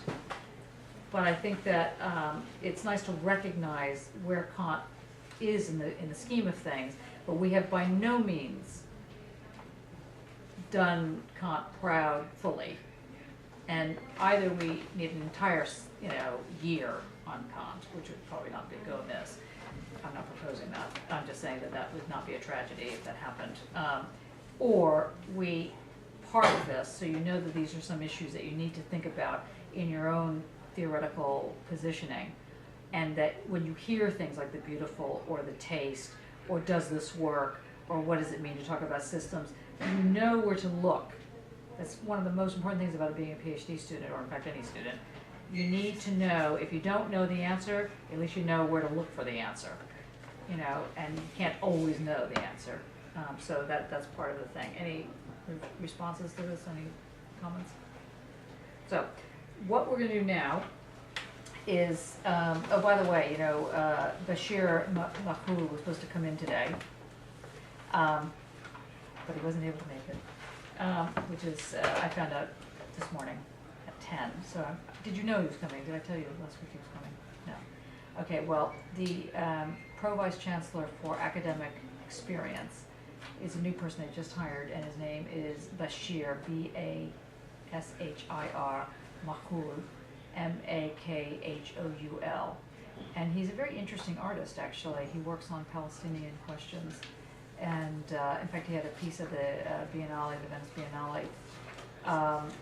Very dynamic, quite intense, and definitely wanted to meet you guys and sends his apologies, but seeing that you didn't seem to remember, I mean, not remember, you didn't know. Although in a few minutes, Beth Derbyshire and probably Joe Longhurst are going to come in the door because they came back from wherever they were in order to be here to meet him. Anyway, I digress. Okay. We're making our way through this Groundless Grounds, which I find a readable text, but that's just me. I want to make sure that the seminar is going as you want it to go. Okay, so shall we either stick with this book for the rest of the term and bring in our various books along with it, you know, whether it's the Analytic of the Sublime or whatever, or do you want to finish off with this book by, let's say, the end of October and move into some other environment? I need to know.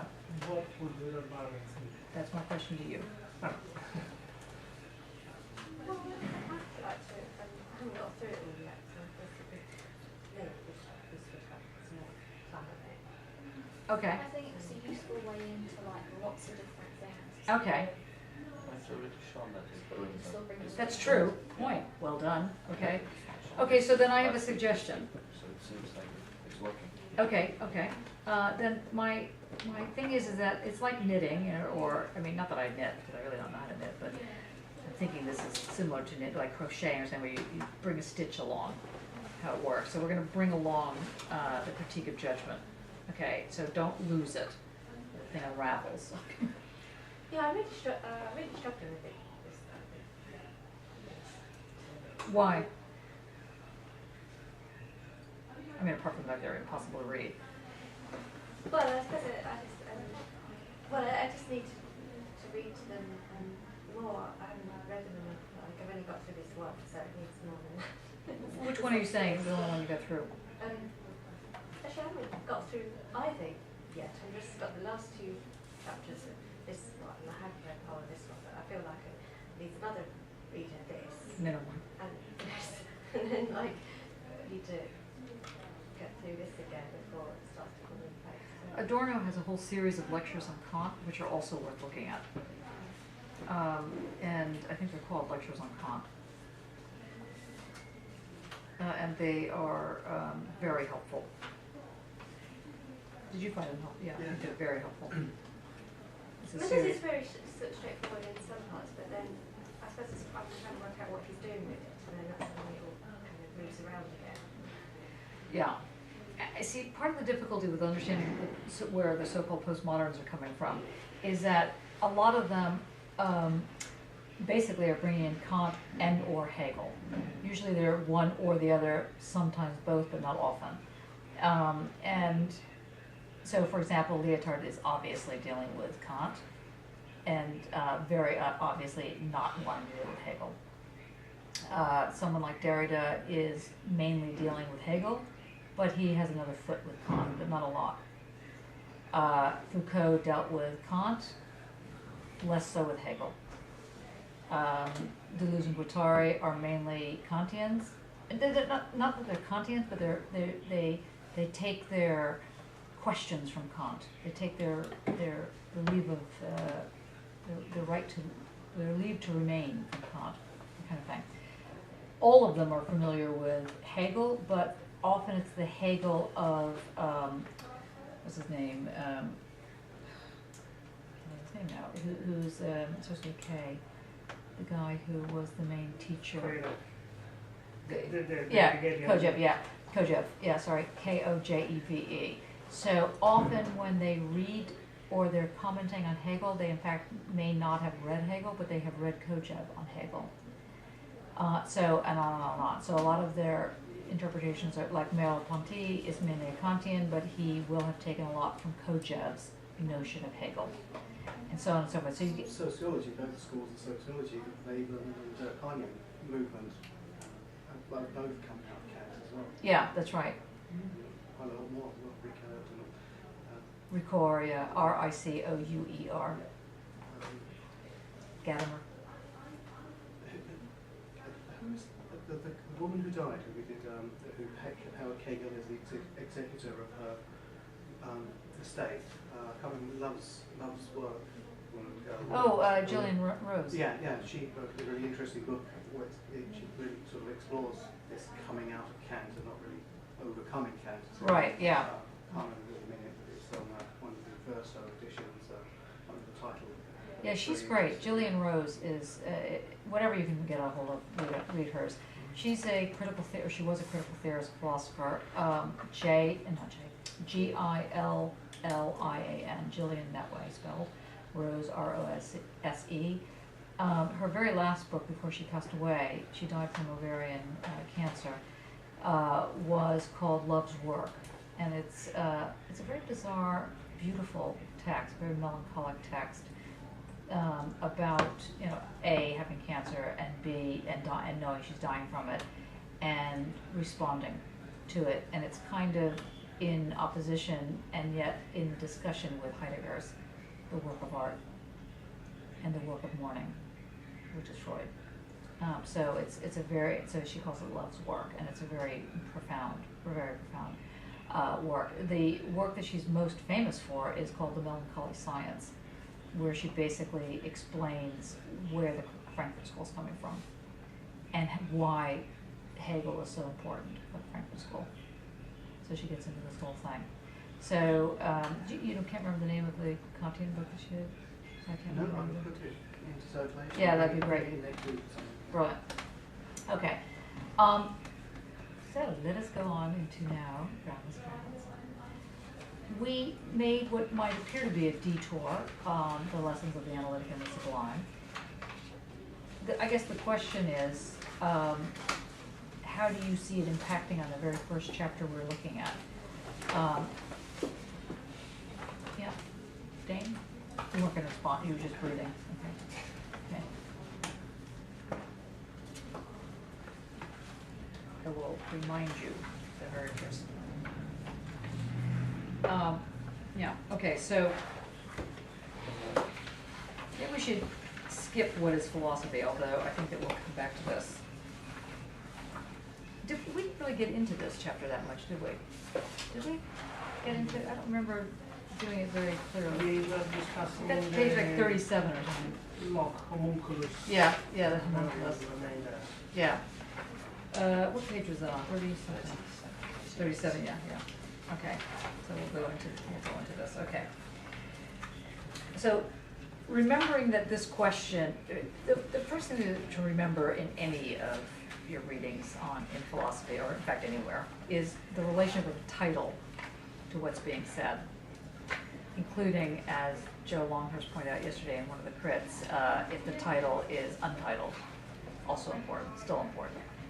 It's what is this relationship? What is the framing that, or what is, if it's not a framing or an end framing, then the platform around which it's sort of giving you a jump off point. So this platform is, what is philosophy? That's where this is coming from. So there's a lot of implicit scenarios happening with this question of what is philosophy, and the answers are, of course, evident in the subtitles. So, for example, we know that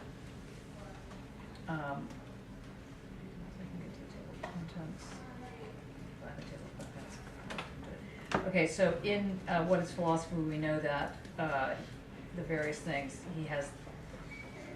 I'll just say them out loud so you've heard them. The right signs.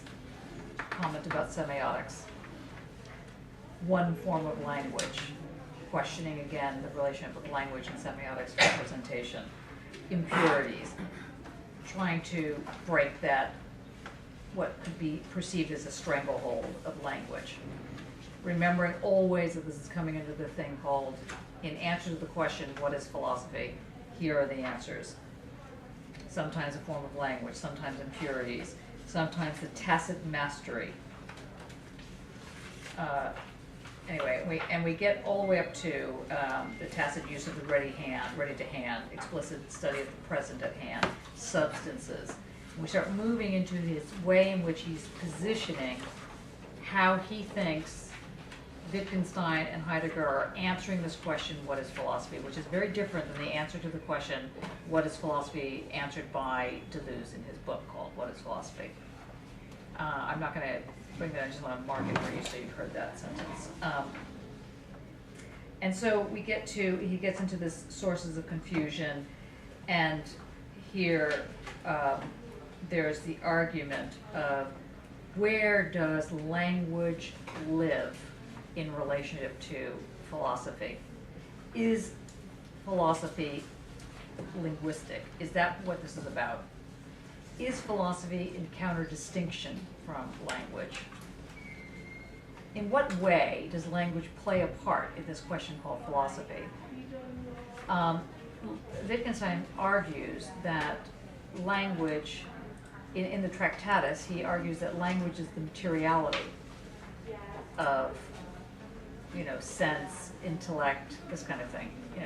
It gives it its material grist. He doesn't accept that later on, but he puts that forward in the Tractatus. Now, he basically wants to know, we'll get back to this before we get to the inner-outer picture. He wants, these are the questions, sorry, I'm not going to get to what he wants to know. We have the inner-outer picture, then we have the question of ethics, which sounds odd after this whole move. Question of wonder, like as in curiosity. And that's it. So those are what that's what he envelops in answering the question, what is philosophy? And that is pretty much what is let's say they come on in. Hiya. Sorry, I thought it was next door. I was just a quick question. If I come at 4, will that work? Yes, not only that, he's not coming now. Oh, so can I carry on doing You what can I'm carry doing? on, yeah. Wonderful. Okay. Sorry, yep. Okay. Now, so what I think might be useful right now then is just to sort of circle back and to get into this question of where we start with the sources of confusion and go forward, so that you have a sense of what is constituting this groundless ground that is being proposed, bearing in mind the concept of the ground that we were looking at with Kant as being either a priori, synthetic, a posteriori, or transcendental. Where does this ground fall that allows for something to have a coherence, that gives something its coherence? And before I launch into the answering of that question, there is also not to forget that telos is not lurking very far away. This question of telos, of teleology, of the logic of the telos, which is to say that there's a goal going to get your PhD, which comes back around and gives you reason, your meaning, your purpose for what you're doing in the immediate moment. Telos operates as a goal that comes back around and gives you, it colors your day, gives you your reason for being. And then you're going forward is the process around which you carry out that purpose.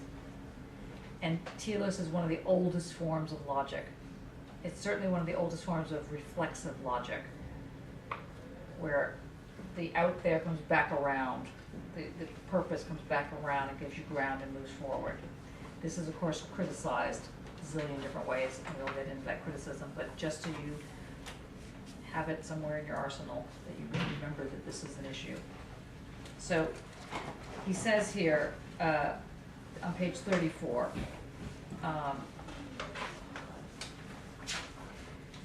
let me just summarize up to this point. Up to this point, he's making an argument, Braver's making an argument around the question of the linguistic turn.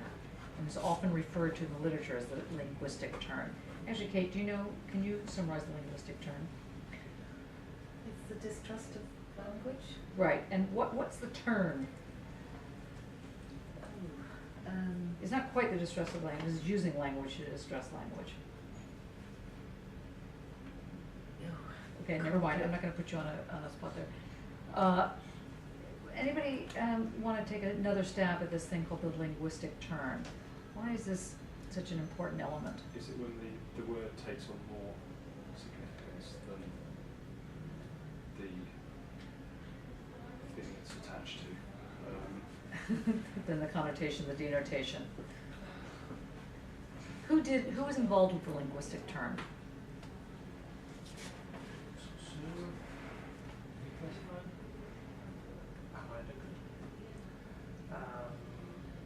Hardy's in it.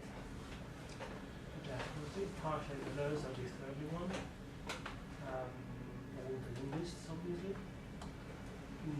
So a good part of the 20th century.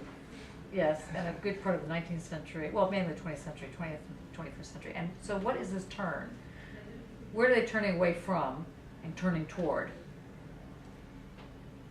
What are they turning away from, this group that suddenly saw language as a kind of interesting, Lacan is very big, that's why I picked on you. Anyone? silent, all Turning away fascinating. from the absolute to the concept. Say it again? Turning away from the absolute to the concept. Right, and what was this absolute of the concept? A meta-narrative, like a grand narrative of some kind. Okay, and why would the linguistic turn provide an avenue for this to make sense? You're on, Lauren. No pressure. Well, it's moving into imminence in terms of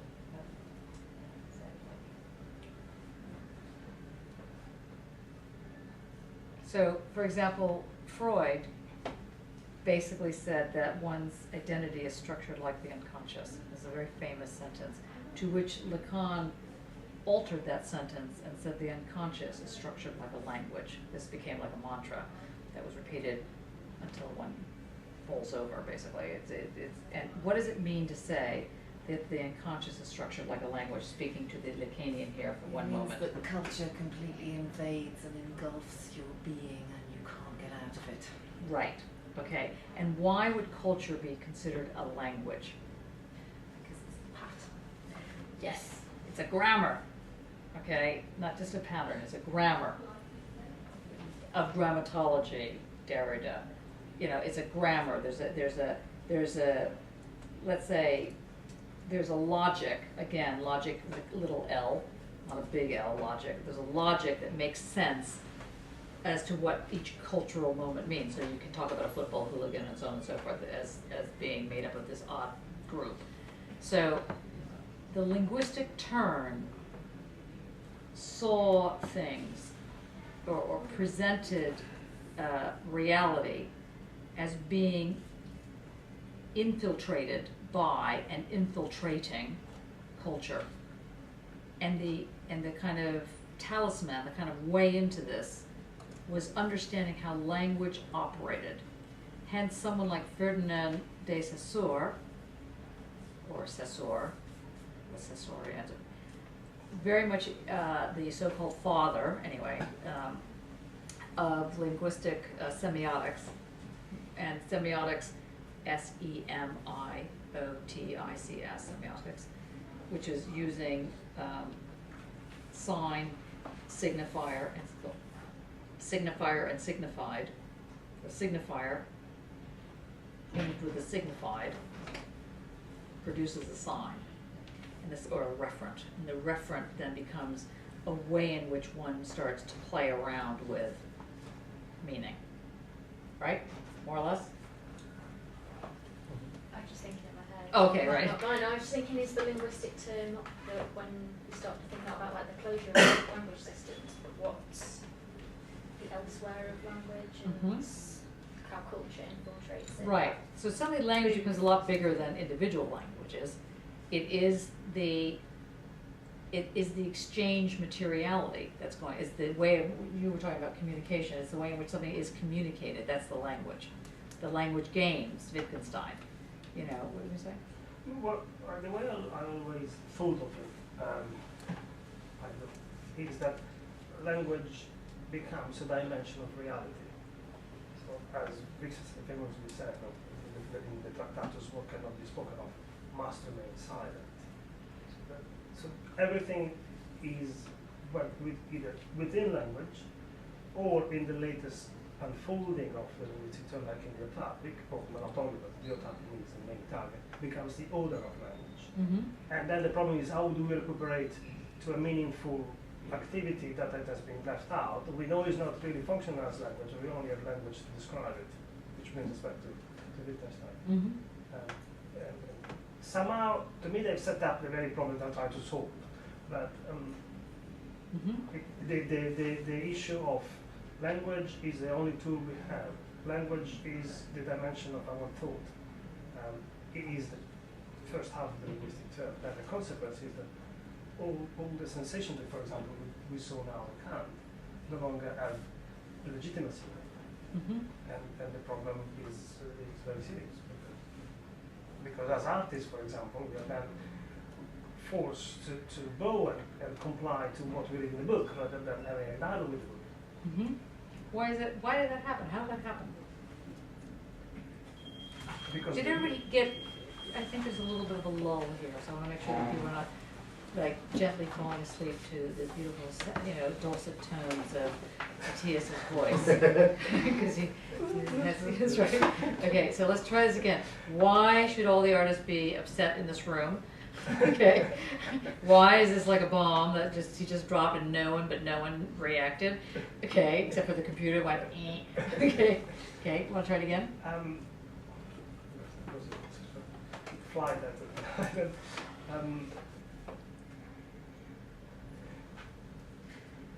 In my understanding, just putting together the problems that emerge from the authors we mentioned, is that the linguistic term starts off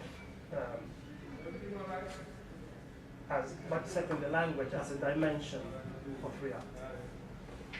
Or better, the only dimension we can speak reality with, which is a problem that Lacan, boards with single part of physics. Point to Kate. That's right. I'm always pointed out as the American, so I mean. Yeah. Heidegger speaks of language as house of being. It returns. Wittgenstein says that continuously. First says that we can only speak of what can be in language, basically. Right. And of what language gives us the understanding of, and the rest must be understand. Then he wants to open it up, but he still grapples with the issue of language playing language games, never being able to describe beyond linguistic how reality is. So right. It's sort of continuous paradox of. And so why should artists be nervous about this? Well, because the consequence to me was a bit of a leap, intuitive leap, but is that we are. No one reacted to it. I was very impressed. We are now somehow put in hierarchy toward the text.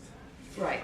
And so critical theory, lectures, as if the artist must understand and describe what is written, and then must be able to translate what the artist has done into text. Right. Again. So text is the god, and we are the worshippers. And I'm sorry, politeness prevents me. Again, we have Matthias suddenly rising up with the blood pressure. Okay, yes. So it's essentially that language is torpedoing Kant by all that we've just talked about with beauty and that. Yes. You now don't have that. Originally through the analytic philosophers of Frege and Russell and these kinds Yeah, that's very important. Can you explain that? Can you explain what? Originally, to get out of idealism, analytic philosophy is invented. And I think to get out of analytic philosophy, French philosophy was invented. Wait, don't go to French philosophy. Why did analytic philosophy, why did that make sense that was an attack on idealism? How come? What were the analytic philosophers trying to do? Which is Russell, Frege, Whitehouse, Wittgenstein in the early days. More. Logical positivists, they wanted to throw out all what they saw as the metaphysical baggage. Right, and what was this metaphysical baggage? At this time, I guess, it would have been sort of static enlightenment thinking, subject-object, with the things that Heidegger talks about, really, I think that kind of thing. Just that one. Brilliant, brilliant, brilliant, brilliant. Okay, so let's make sure you heard what Mark said. So there is this linguistic turn that is attacking basically, well, there's two parts of the linguistic turn. There's part one, which basically is the analytic philosophers, who are, as I, Mark, just stated, Frege, Russell, Frege, F-R-E-G-E, by the way, Russell, Bertrand Russell, Alfred Austin, yeah. Not Jane Austen, by the way. The speech actor. Yeah. Do you remember his first name? Does anybody know Austin's first name? J.L. Who shot J.L.? Not J.R. Okay. J.L. Austin. Yeah. And there's another guy, starts with a Q. Quine. Very good. What's that? William Van Orman. Very good. Excellent. Well, you know, what happened to these kind of names, huh?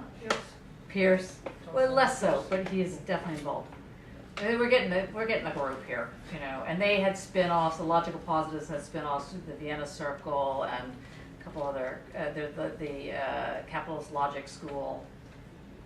Luckily, you haven't suffered through that. See, if you had gotten your PhD in the '80s, like me, you would have had to suffer through the capital logic school, which was just the worst form of structuralism on the face of the planet, apart from the structuralists. But anyway, you know, it was very impressive how. But can I ask a question there? Sorry. Why these Part two.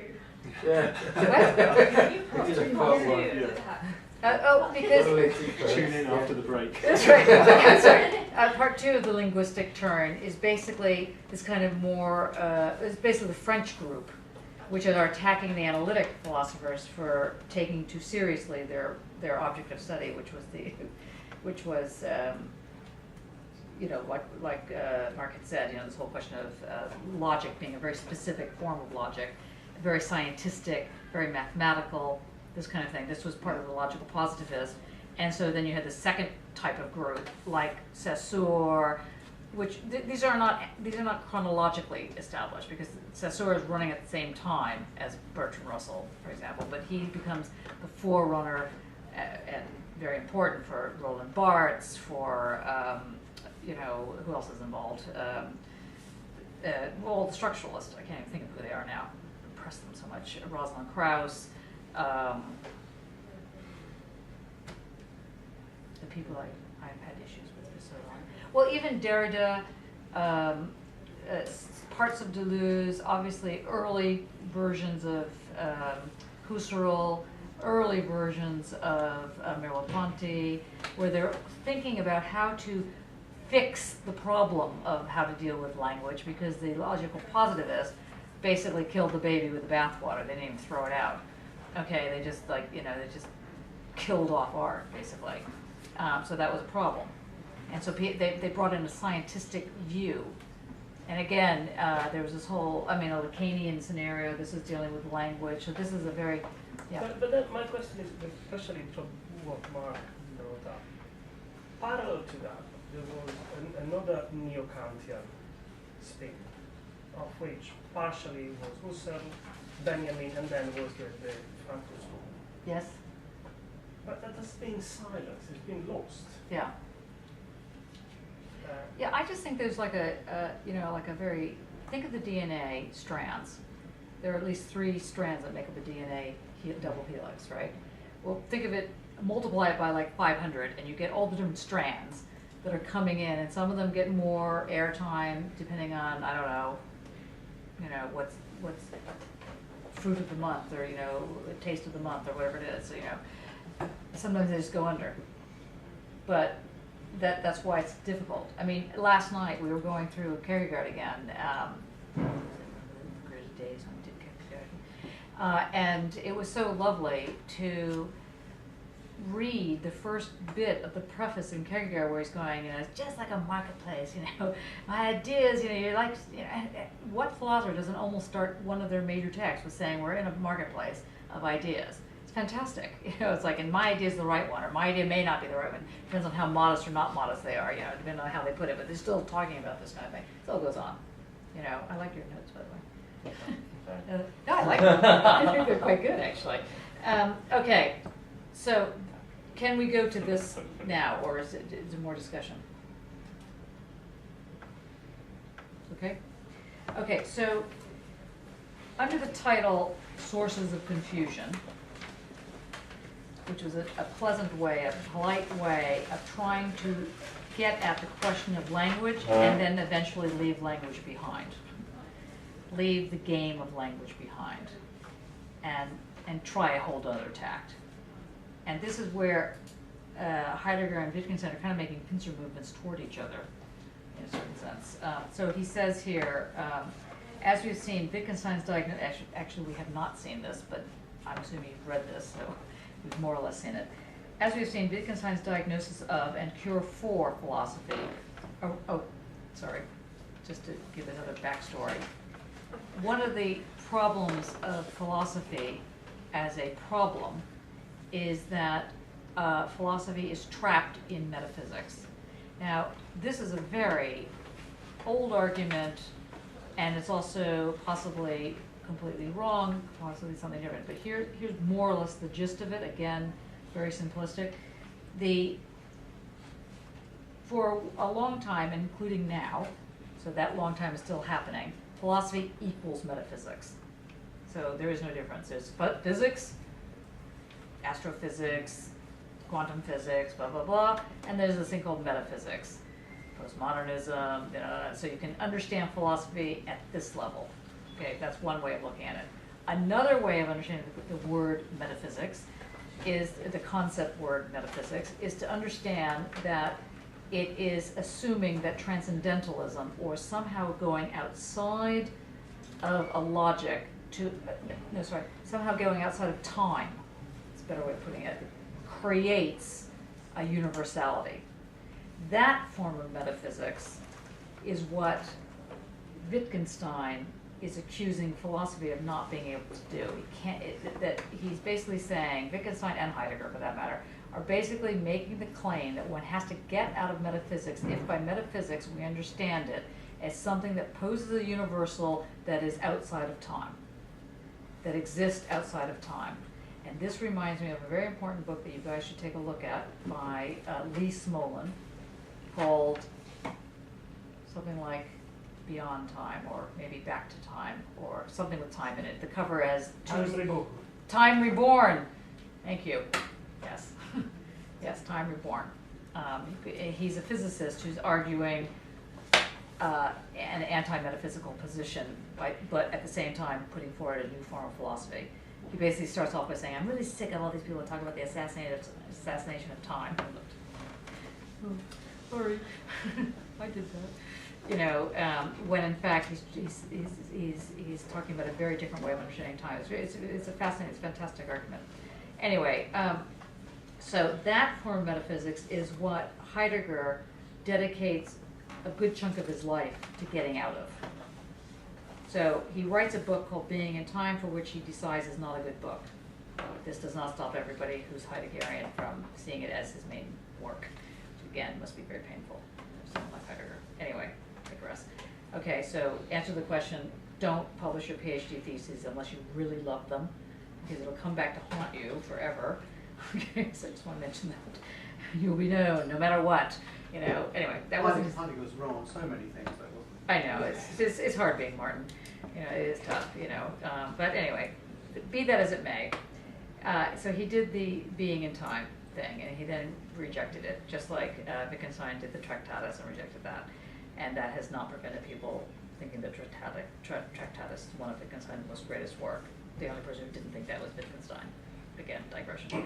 Okay, so Heidegger argues then in Identity and Difference that, and later on in the lectures on Bremen and Freiburg that we may have time to get into, if not by the end of this term, then the next term, he argues that this question, that one cannot get out of metaphysics, that one is forced to always rely on some form of a quasi or an onto-theological position. And he basically makes this argument by stating over and again that he is, more or less a genius and could not figure out how to get out of metaphysics, and therefore it's pretty much not able to be gotten out of. But he still sees the importance of getting out of metaphysics. He also thinks that it's not possible. And there are different arguments that go into this. But anyway, so there's a confusion that arises. The first confusion is how come idealism fails, or is anyway challenged by the analytic philosophers and the continental philosophers. And idealism, all forms of idealism, so idealism of Hegel, speculative idealism, transcendent, these are all different forms of idealism, and again I can clarify that later, but just so you've heard that there are different forms that are going on, they're being attacked. Basically what this form of idealism does is it presents the concept as the mover of an action. You have the concept of democracy, you fight for democracy, you go for it, that's your concept. That's a very Hegelian or a very thinly veiled position around a certain kind of speculative realism. All liberation groups in the 20th and 21st century all follow this, which is kind of interesting, just as an aside. Women's movement, concept of what the movement should be, democracy, fighting for democracy, the Taliban, whatever it is. There is a concept, and Heidegger will make the argument that this is an onto-theological position. That is a requirement that you cannot actually get out of. Now, there are other people that argue that you can get out of it, and part of this book is explaining at least the way forward of trying to think, how do you get out of this? Wittgenstein, I think, is closer than Heidegger, because Heidegger, of course, gave up trying to get out of it. Wittgenstein didn't. But be that as it may, that's still a conundrum. So one of the problems is this getting out of metaphysics, which is attacking idealism. The second confusion of metaphysics the second confusion that they're talking about here is this role of language, one way or the other. And in fact, even for those people that are dealing with the web right now, the semantic web, the web 3.0, or 2.0, sorry, the web 2.0, this whole question of the semantic web, this little question of the languages, how language games operate on the web is fascinating, actually, and that's considered a much more liberatory way into understanding web sciences than the internet. The internet requires silos of knowledge. The web is a lateral, a horizontal move that requires a very different set of logics that's based on semantics, that's based on linguistics. So it's fascinating how, again, the linguistic turn is folding back into a 21st century mediated environment. But I'll just park that one there. So he says here, let's see if we can, okay, the paragraph before the sources of confusion. This analysis that he's talking about, which is Wittgenstein's analysis, constitutes a profound challenge to core philosophical ideas, which I've just now summarized for you. Philosophers have often seen their task as being to articulate and judge the unexamined presuppositions we irresponsibly presuppose or act upon.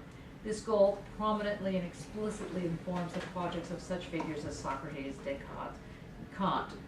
Heidegger argues, shifting gears a little bit, that the kind of understanding we constantly depend upon not only does escape attention, but must do so to be effective. Heidegger argues that the kind of understanding we constantly depend upon not only does escape attention, but must do so to be effective. Hence, we have someone like Lyotard saying, if one does not know how to hide, one does not know how to love. Somehow there's got to be some form of rain coming in, some form of the secret, some form of the unrevealed, or the not to be revealed, the concealed, that's the word I'm looking for, the concealed. Heidegger argues that the kind of understanding we constantly depend upon not only escapes, this is terrible grammar, that the kind of understanding we constantly depend upon not only does escape attention, but must do so to be effective. Moreover, he brilliantly accounts for the prevalence of theory and presence at hand, despite the fact that they represent an atypical derivative mode of being.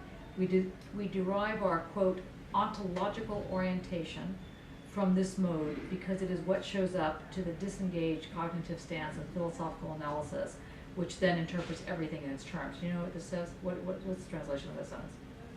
Which is, you want to just put two fingers in your throat here. We derive our ontological orientation, quote, being in time, page 129, section 96, section 29, page 96, from this mode because it is what shows up to the disengaged cognitive stance of philosophical analysis, which then interprets everything in its terms.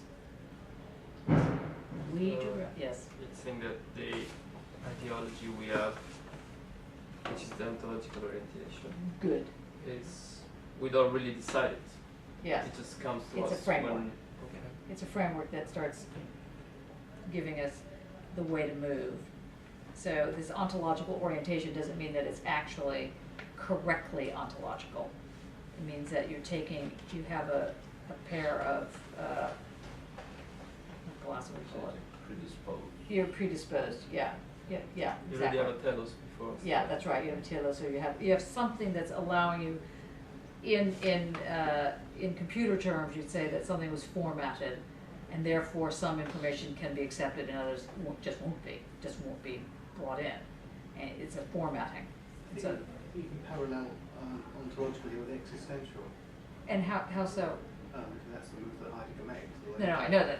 No, but to explain what. If you put the existential in the sentence, I think it makes. Can you read it I with haven't got it? the sentence directly in front of me. I mean, I just haven't got the page. I've got the book. So if you want to Oh, the page is 34.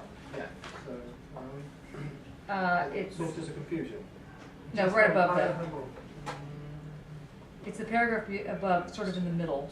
Oh yeah, we derive our existential orientation from this mode because it is what shows up to the disengaged cognitive stance of philosophical analysis, which then interprets everything in its terms. Existential is a parallel that Heidegger, because he's not consistent if he wants to get out of the ontological, because it's part of the language game that he wants to find. And why is that a problem? Why is it that, on the one hand, how could you not bring your own existence, as it were, to understand something? Why is this a problem? Why is this seen as a profound problem? What's that? To bring something to. Why is that a problem? Why is he saying we derive our, let's say we derive our existential or ontological orientation from this mode because it is what shows up to the disengaged cognitive stance of philosophical analysis, which then interprets everything in this existential, ontologically based terms. Why is that? Why is he criticizing that? So it's where the goalposts have been moved to, in a way. So that's where everybody now, the understanding is. Okay. So it's like, if you're stepping outside of that, you... But you can't step outside of it. No, it's... If this means here, like, the predicated logic is the main line that the goalposts are moved to, but then he's kind of, Heidegger here would be echoing Husserl in the Spirit of Judgment, when he looks at pre-predicated horizons of a substrate prior to the predicated logic. And I think you're right, the goalposts are moved, and this is part of what he means by metaphysics, being this predicate logic taking everything on it. Everything just becomes what it is in that terms of object subject. Yeah. Like that. So it's where Heidegger goes back to Parmenides. Yes, very good. Moving That's a good jump. How'd you make that leap? Very well just done. filed in the Just same did. bit. Yes. And what is this link to Parmenides? Yeah, that's where. Okay, but it But sounded great. Is it much more about the everyday?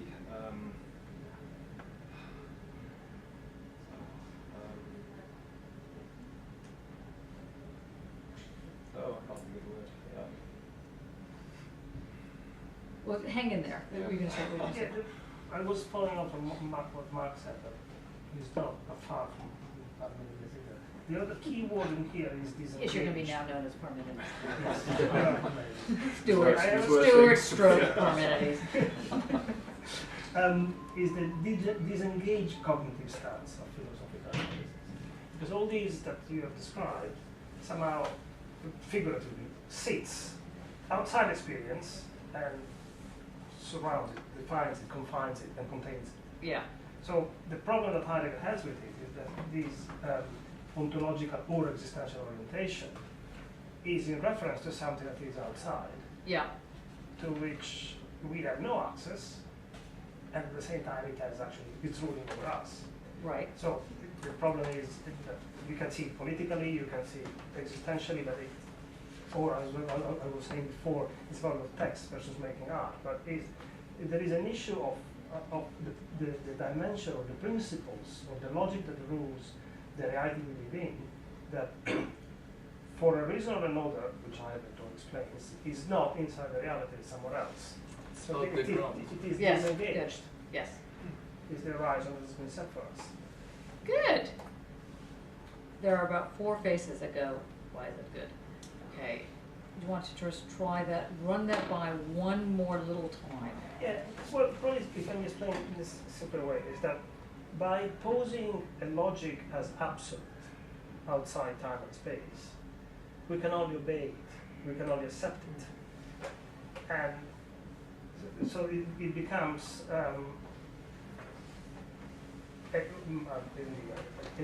ontotheological in this sense, means that the logic of being, the logic of existence, is theological. It becomes the will of God that is imprescrutable, outside, far away, eternal, and we can only have faith in rather than. So it's slightly annoying that when you think that this whole move towards language that ought to have been freeing and blah, blah, blah, just brings us right back to this problem of God and having, yes? Yes. Oh, no, sorry. Okay, right. You know, just having to sort of generate that once more on the treadmill of telos. Now we go to the next page here. At sources of confusion, in case you aren't confused yet. As we have seen, Wittgenstein's diagnosis of and cure for philosophy arise from the contrast between the taken for granted understanding embodied in our mundane use of language and the queer ideas, and this word queer, by the way, Wittgenstein uses on a continual basis, which I find both quaint and annoying and also hilarious because he's not doing this by accident. Even if the queer word didn't quite mean queer like it does today, it still had that odd resonance, which is fantastic. And it, and as Wittgenstein was also gay, I find it just so funny every time I read this because he's kind of doing this quiet thing with grammar on his own little game that he's playing. As we've seen, Wittgenstein's diagnosis of and cure for philosophy arise from the contrast between the taken for granted understanding embodied in our mundane use of language and the queer ideas fostered by disengaged contemplation. The disengaged thing that we're talking about, beauty. Okay, the same division that underlies Heidegger's analysis of Dasein. Wittgenstein's diagnosis of and cure for philosophy arise from the contrast between the taken for granted understanding embodied in our mundane use of language and the queer ideas fostered by disengaged contemplation, like beauty, for example. That's a queer idea. There always one. The same division that underlies Heidegger's analysis of Dasein. Why is that the same division? Because in Heidegger, see, this is why I'm worried about this book, because it's almost like taking as a given that you already know what you're trying to investigate. The same division that underlies Heidegger's analysis of Dasein. Let's see if you can guess what it is. If it says, if Wittgenstein's one is the taken for granted understanding embodied in both the mundane use of language on the one hand and this sort of disinterested positionality which allows for a form of universality to emerge, what would be that kind of division in Heidegger? What's that? No, did you say attitude? No. So let's just let that lock. It's interesting because design's all about care. Its own being is an issue for it. Yeah. Design is replacement of subject or the I is the Tao is positional and the design is being in the sense of I am being or is being there, being here. In the first part of the book, it's more kind of being there, being in the world, and in the second part, it's about being here in the own most, authentic state. So that's what disengagement. Good. Disengage the language from the classical philosophical language of subject-object. In you start with the design, not the subject. Okay, it's on a roll today. Yeah. Yeah. Okay. So right. Okay. No, it's excellent. This is brilliant. Okay. Three care structures. See, here's why you didn't really Correct. admit that you'd done work on Adorno, because you're secretly creeping into the Heideggerian camp. Or not so secretly. Okay, did you hear that? Did you hear the way in which Dasein, the there, Dasein. Dasein literally is the there, the being there. The being that is there. There. Out there. It means here as well. And secondly, being there, here. Yes. That's German. In fact, it's not very, can't be translated into English. Right. It is another way of translating. Yeah, because also being in space and time, not considering ourselves the individual we looked at in Kant as able to be abstracted from. Yeah. And one is how you can say the translation, it would be something like space-ish or time-ish. Yeah. Rather than space and time, which again looks like the old language, space-ish, time-ish, it's slightly different. Yeah. That's in translation again. Or what would be called in modern physics curved time. Yeah. Curved time is space-time, or space-ish time, or something like For that. example, it's boredom when this lesson drags or this lesson goes fast. It's the same length of time, but it appears differently each time. because we have time. Okay, because we're talking. Let me just make a suggestion here. Right. There's two things I want us to get a handle on. One is the relationship between this thing called inside and outside. And what does it mean to talk about, why is this question of inside and outside important or not important for understanding what is real? Another way of putting this is, does reality have an inside and an outside? Now, you like that? You don't like that? I like questions. Okay, you like. So, part of the answer is, depending on where you're coming from, yes or no. But so the inner-outer comment deals with how many realities can fit on the head of a pin, basically.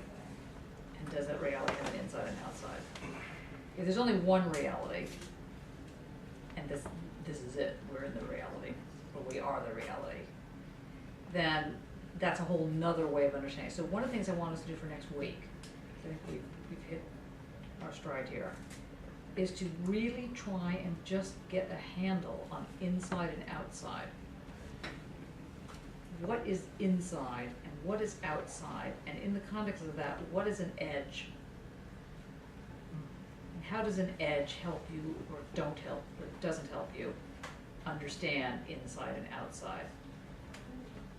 Now, in the chapter, in the second chapter, what is a thing? He gets into this. Das Ding. So great. Sometimes German just does it, just so great. Sometimes it doesn't, but Das Ding. The thing. Also, the film. Anybody seen The Thing? Of course not. Oh, I can't believe it. I was about 10 at a sleepover. I was very traumatized. I bet. For a long time. That's really long. Have you seen the prequel that's been made to it? No. It's the best prequel. It beats, was it Prometheus? Well, anything. Prometheus, really. yeah, exactly. But it That's is, not a little it's big a thing. really good prequel. What's it called? The Thing. The Thing. Prequel. Yeah. Wow. Yeah, Okay, yeah. so Norge. could you, for next week, watch The Thing. Oh, Happy. Okay. I think you should all have like a big sleepover or something like that, and watch The Thing. I think it's very important. Okay, I'm not gonna have a big sleepover. Have a bunch of little sleepovers. Watch The Thing, and maybe the sequel or the prequel to The Thing. When was that made? 2011, I think. Oh, so it might not be very good, but you're saying. It's surprisingly good. Okay. Is it very scary? I am very sensitive. And then I get impressed and I'm impressionable. It's scary. Well, depends. I'm very impressionable. I get scared if it is a scary movie. You can kind of tell it was made a long time ago, the first one, so that makes it. Yeah, way don't really watch the genuine, new like, one. Scariness. Yeah. Nosferatu somehow between seconds. Really? Okay, this may not be a good thing for you to watch, but still Well, watch I it. brought this for you. I've got this is Emily Brown. What is that? Is that for your kids? It is, but there's a chart at the back that tells you the thing. That's really not going to be anything. That is so brilliant. But it's this thing that doesn't know what it is, and she says, "But you're a thing. There you are. Look, you're on, and it's the thing that's under your bed." Of course. And he realises he's Stop, scared stop. of. Sorry, I was spoiled. Emily Brown, and who's Emily Brown? That's She Emily. made it, yeah, it's by Cressida Cowell. Cressida. Cressida. That's a great name. That's like a fake name. That's really great, Cressida. Can you imagine naming your child Cressida? Or actually being Cressida? It'd be a salad for sure. Cress. I'm Cress. Water, mineral. Sorry, Cressida. Oh, so what else does it have? Let's see the chart. Yeah, the chart's pretty good. There's a giraffe, a dinosaur, a mouse, a pig. But basically the thing weeps and Think of that hybrid on their skin without putting Oh, that's closer to really what helpful. It really is. Really. Okay, if you can't watch The Thing, although you really should try, Okay, I recommend Rabbit, which is. Do you know Rabbit? Cronenberg? Yeah, Mm. the early Cronenberg. Yeah. It's wonderful. It's wonderful. But I don't think it's any less scary. Rabbit, it's probably more Rabbit. scary, if anything. Yeah, Rabbit, not Rabbit. Yeah, Rabbit. Emily Brown has it. That's right. That's right. That's hilarious. Yeah, Rabbit, not Rabbit. And basically, what it's about, without giving away the entire plot, is that this guy comes up with das Thing. It's a thing that is transmitted sexually. Well, not really sexual. That's Marilyn Chambers, isn't it? She's Yes. the female lead of that. Yeah. I remember that. It's all coming back to me. You know, where they end up passing the dust thingy by, it looks a little bit like a slug, because it probably was a slug. I mean, I probably feel bad for the actors that had to actually act in this, you know, hilarious film. Anyway, and it gets way out of control, dust thing. So we have to find out. So what we're going to do next week is figure out edges, inside, outsides, dust thing. If you want to bring back Emily Brown. That's genius. Yeah, that is genius. Actually, what I would recommend is, can you scan that? We'll put it in our books. Okay. I think it should be in our PDFs. Don't you think? I think it's brilliant. Yeah, great. Okay. Now, the other thing is I sent to everybody, just before we have to call the hour, I sent to everybody who's doing their PhD a form that's a tutor form. So anybody that didn't get this is because you're not doing the PhD. But did you get it? No, but I don't know whether I'm. You are doing it. I am, but I'm not sure that it's through the same screen. No, it's to the be same. honest. This is a form. Maybe nobody got it. Did you get it? Okay, good. No, Oh, I- God. Okay, everybody who's doing a PhD in this university has to have. It's like have to report on what was said in the. Oh, yeah. It's like a Big Brother thing. It's like kind of like. Oh, Okay, don't read it like I mean, that. no, kids here, so Okay, sorry, read sorry. it. Right. Read it.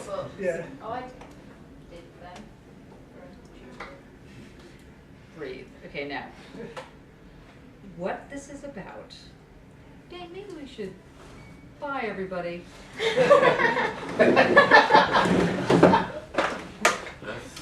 Very important that you fill out the form.